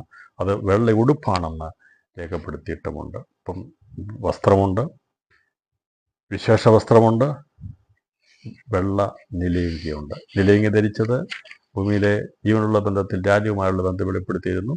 വെള്ള നിലയങ്കി എന്ന് പറയുമ്പോൾ കന്യകമായുള്ള ബന്ധത്തെ വെളിപ്പെടുത്തിയിരിക്കുന്നത്. അപ്പോൾ നിർമ്മല കന്യകയുടെ വസ്ത്രം ശുദ്ധവും ശുഭ്രവുമായ വിശേഷ വസ്ത്രമാണ്. അധികാരത്തോടുള്ള ബന്ധത്തിൽ, സിംഹാസിക്കുന്ന ബന്ധത്തിൽ അത് വെള്ള ഉടുപ്പാണെന്ന് വെളിപ്പെടുത്തുന്നു. എന്നാൽ കന്യകമാരുടെ ബന്ധത്തിൽ വെളിപ്പെടുത്തിയിരിക്കുന്നത് അവർക്ക് ലഭിക്കുന്നത് വെള്ള നിലയങ്കിയാണ്. പുനരുത്ഥാനമുള്ള ബന്ധത്തെ ലഭിക്കുന്ന തേജസ്സിനെ കുറിച്ച് വെളിപ്പെടുത്തിയിരിക്കുന്നത്. അവരത് പ്രാപിച്ച് കന്യകമാരുടെ പദവിയിലാണ് എത്തുന്നത്. അതിനകത്ത് ഉൾപ്പെടുന്നവരാണ് സഹപുത്രന്മാരും സഹോദരന്മാരുമായിട്ടുള്ളവർ. നഗരത്തോടും മതിലിനോടും ഗോപുരങ്ങളോടുള്ള ബന്ധത്തിലുള്ളവർക്ക് ലഭിക്കുന്ന തേജസ് വെള്ള നിലയങ്കിയാകുന്നു. എന്നാൽ ഈ നിത്യജീവനുള്ള ബന്ധത്തിൽ ലഭിക്കുന്നവർക്ക് അവർക്ക് വസ്ത്രമുണ്ട്. അവർ നിത്യജീവനുള്ള ബന്ധത്തിൽ ലഭിക്കാനുള്ള വസ്ത്രമാണ്. അവരും കുഞ്ഞാൻ്റെ രക്തത്തിൽ അങ്കി അലക്കി അവരും വസ്ത്രം അലക്കുന്നവരാണ്. അപ്പോൾ കുഞ്ഞാൻ്റെ രക്തത്തിൽ അങ്കി അലക്കുക എന്നതിൻ്റെ അർത്ഥം ശുദ്ധീകരണത്തെയാണ് കാണിക്കുന്നത്. ആ ശുദ്ധീകരണത്തിൻ്റെ തികവിലേക്ക് എത്തുന്നവരാണ് മണവാട്ടി സഭ. അവർ ദൈവത്തിൻ്റെ കൃപയാൽ പരിശുദ്ധാത്മാവ് നമ്മെ ഒരുക്കിയെടുത്ത് ആ തികവിലേക്ക് വിശേഷ വസ്ത്രം ധരിക്കാനുള്ള നിലവാരത്തിലേക്ക് കൊണ്ടുപോകുന്നു. എന്നാൽ ഇത് ക്രിസ്തു ഭരണ സമയത്തെക്കുറിച്ച് പറയുമ്പോൾ വെള്ള നിലയങ്കി ധരിക്കുന്ന വലിയൊരു കൂട്ടം ആൾക്കാർ അന്ന് കർത്താവിന് വേണ്ടി നല്ലൊരു പുനരുത്ഥാനത്തിന് വേണ്ടി ഏൽപ്പിച്ചു കൊടുക്കും എന്നുള്ളത് വെളിപ്പാട് പുസ്തകത്തിൻ്റെ അർത്ഥതലത്തിൽ നിന്ന് ചിന്തിക്കുമ്പോൾ നിശ്ചയമായിട്ടും കർത്താവിൻ്റെ വരവിന് മുമ്പായി ഭൂമിയിൽ നിന്ന് തലഛേദിക്കപ്പെടുവാൻ വേണ്ടി എന്തിനും ഏതിനും ഏൽപ്പിച്ചു കൊടുക്കുവാൻ ഒരു കൂട്ടം ജനം തയ്യാറാകും എന്നുള്ളതും ഈ രാത്രിയിലെ ചിന്തയിൽ നമുക്ക് വ്യക്തമാക്കി ലഭിക്കുന്നുണ്ട്. അപ്പോൾ അല്പകാലം കൂടി എന്ന് പറഞ്ഞിരിക്കുന്നത് ഇത് ക്രിസ്തുവിൻ്റെ ഭരണത്തിൻ്റെ അവസാനം വരെയുള്ള കാലഘട്ടത്തെക്കുറിച്ചാണ് പറഞ്ഞിരിക്കുന്നത്. അപ്പോൾ 5-ാമത്തെ മുദ്ര കുഞ്ഞാട് പൊട്ടിക്കുമ്പോൾ ഉള്ള ആത്മാക്കളെ കണ്ടു എന്നുള്ളതും ഈ ആത്മാക്കൾ ഏതാകുന്നു എന്നുള്ളതും അവർ ഏത് നിലവാരത്തിലുള്ളതാണെന്നും അവർക്ക് ലഭിക്കുന്ന തേജസ് അല്ലെങ്കിൽ ലഭിക്കുന്ന വസ്ത്രം ഏതാണെന്നുള്ളതും വളരെ വ്യക്തമായി നമുക്ക് മനസ്സിലാക്കിയെടുത്തു. അവർക്ക് ലഭിക്കാൻ പോകുന്ന വസ്ത്രം വെള്ളനിലയുകയാണെന്നും അവർ പുനരുത്ഥാനന്തരം 1-ാമത്തെ പുനരുത്ഥാനത്തിലാണ് അവർ പുനരുത്ഥാനം പ്രാപിക്കുന്നതെന്നുള്ളതും 20-ാം അധ്യായത്തിൽ ആത്മാക്കളെ കാണുന്നത് പുനരുത്ഥാന ബന്ധത്തിലാണെങ്കിൽ 5-ാമത്തെ മുദ്ര പൊട്ടിക്കുന്ന സമയത്ത് യോഹന്നാൻ കാണുന്നത് അവർ എത്തിച്ചേരുന്ന മരണാനന്തരമുള്ള ബന്ധത്തെ വെളിപ്പെടുത്താനാണെങ്കിൽ 20-ാം അധ്യായത്തിൽ വെളിപ്പെടുന്നത് അവരുടെ പുനരുത്ഥാനം നടക്കുന്നതിന് മുമ്പ് ആത്മാക്കളെ കാണുന്നതാണ്. 2 കൂട്ടരുണ്ടെന്നുള്ളതും വളരെ വലിയൊരു കൂട്ടം ജനം കർത്താവിന് വേണ്ടി രക്തസാക്ഷികളാകും എന്നുള്ളത് വളരെ വ്യക്തമാണ്. അതുകൊണ്ട് ഇത് സന്ദേശം പഠിക്കുമ്പോൾ നാം മനസ്സിലാക്കേണ്ടത് ദൈവത്തിന് വേണ്ടി ഭീരുക്കളായിട്ടുള്ളവരല്ല ദൈവം നോക്കുന്നത്. ജീവൻ പോലും കൊടുക്കുവാൻ വേണ്ടി ദൈവം അനുവദിച്ചു കൊടുക്കുമ്പോൾ അതിന് തയ്യാറായി നിൽക്കുന്ന ഒരു വലിയൊരു കൂട്ടം ആൾക്കാർ സകല വംശത്തിൽ നിന്നും ഭാഷകളിൽ നിന്നും ജാതികളിൽ നിന്നും വംശങ്ങളിൽ നിന്നും ഉണ്ടായിരിക്കും. ഇത് സഭയുടെ ശേഷിപ്പാണ്. എന്നാൽ ഒരു ഭാഷ സംസാരിക്കുന്ന ഒരേ കുലത്തിൽപ്പെടുന്ന വംശങ്ങളിൽപ്പെടുന്നവരാണ് ഇസ്രായേൽ ഗോത്രം. അവരുടെ എണ്ണമാണ് 7-ാം അധ്യായം അതിൻ്റെ 4 മുതലുള്ള വാക്യം 144,000 പേര്. അവരെ കൂടാതെ വലിയൊരു എണ്ണിക്കൂടാത്ത പുരുഷാരെന്ന് പറയുന്നത് സഭയുടെ ശേഷിപ്പിലുള്ളവരാണ്. ഇതിനകത്ത് ഞാൻ ഒരു ചോദ്യം ചോദിക്കട്ടെ. നിശ്ചയമായിട്ടും വേദപുസ്തക പഠനം 12-ാം അധ്യായം പഠിച്ചു കഴിഞ്ഞാൽ നമുക്കതോടനുബന്ധമായി എന്തെല്ലാം വിഷയങ്ങൾക്ക് ഉള്ള ഉത്തരമാണ് ലഭിക്കുന്നത്. വെളിപ്പാട് ദിവസം 12-ാം അധ്യായം പഠിക്കാതെ ഈ രാത്രി ഞാൻ പറയട്ടെ, എത്ര പ്രാവശ്യം വെളിപ്പാട് ദിവസം വായിച്ചാലും വെള്ളനിലയിൽ ധരിച്ചവരാരാണെന്നോ വിശേഷ വസ്ത്രം ധരിച്ചവരാരാണെന്നോ വസ്ത്രമലക്കുന്നവരാരാണെന്നോ ആരാണ് സഹോദരന്മാരെന്നോ സഹവൃദ്ധന്മാരെന്നോ ഉള്ള വ്യത്യാസം ലഭിക്കത്തില്ല. മഹോത്വത്തിന് മുമ്പ് പോകുമോ പിമ്പ് പോകുമോ എന്നുള്ളത് വ്യക്തത ലഭിക്കത്തില്ല. എന്നാൽ ദൈവകൃപയാൽ ഇതിൻ്റെ ആഴങ്ങളെല്ലാം മനസ്സിലാകാൻ വേണ്ടിയാണ് വെളിപ്പാട് പുസ്തകം 12-ാം അധ്യായം വളരെ വ്യക്തമായി പഠിപ്പിച്ചത്.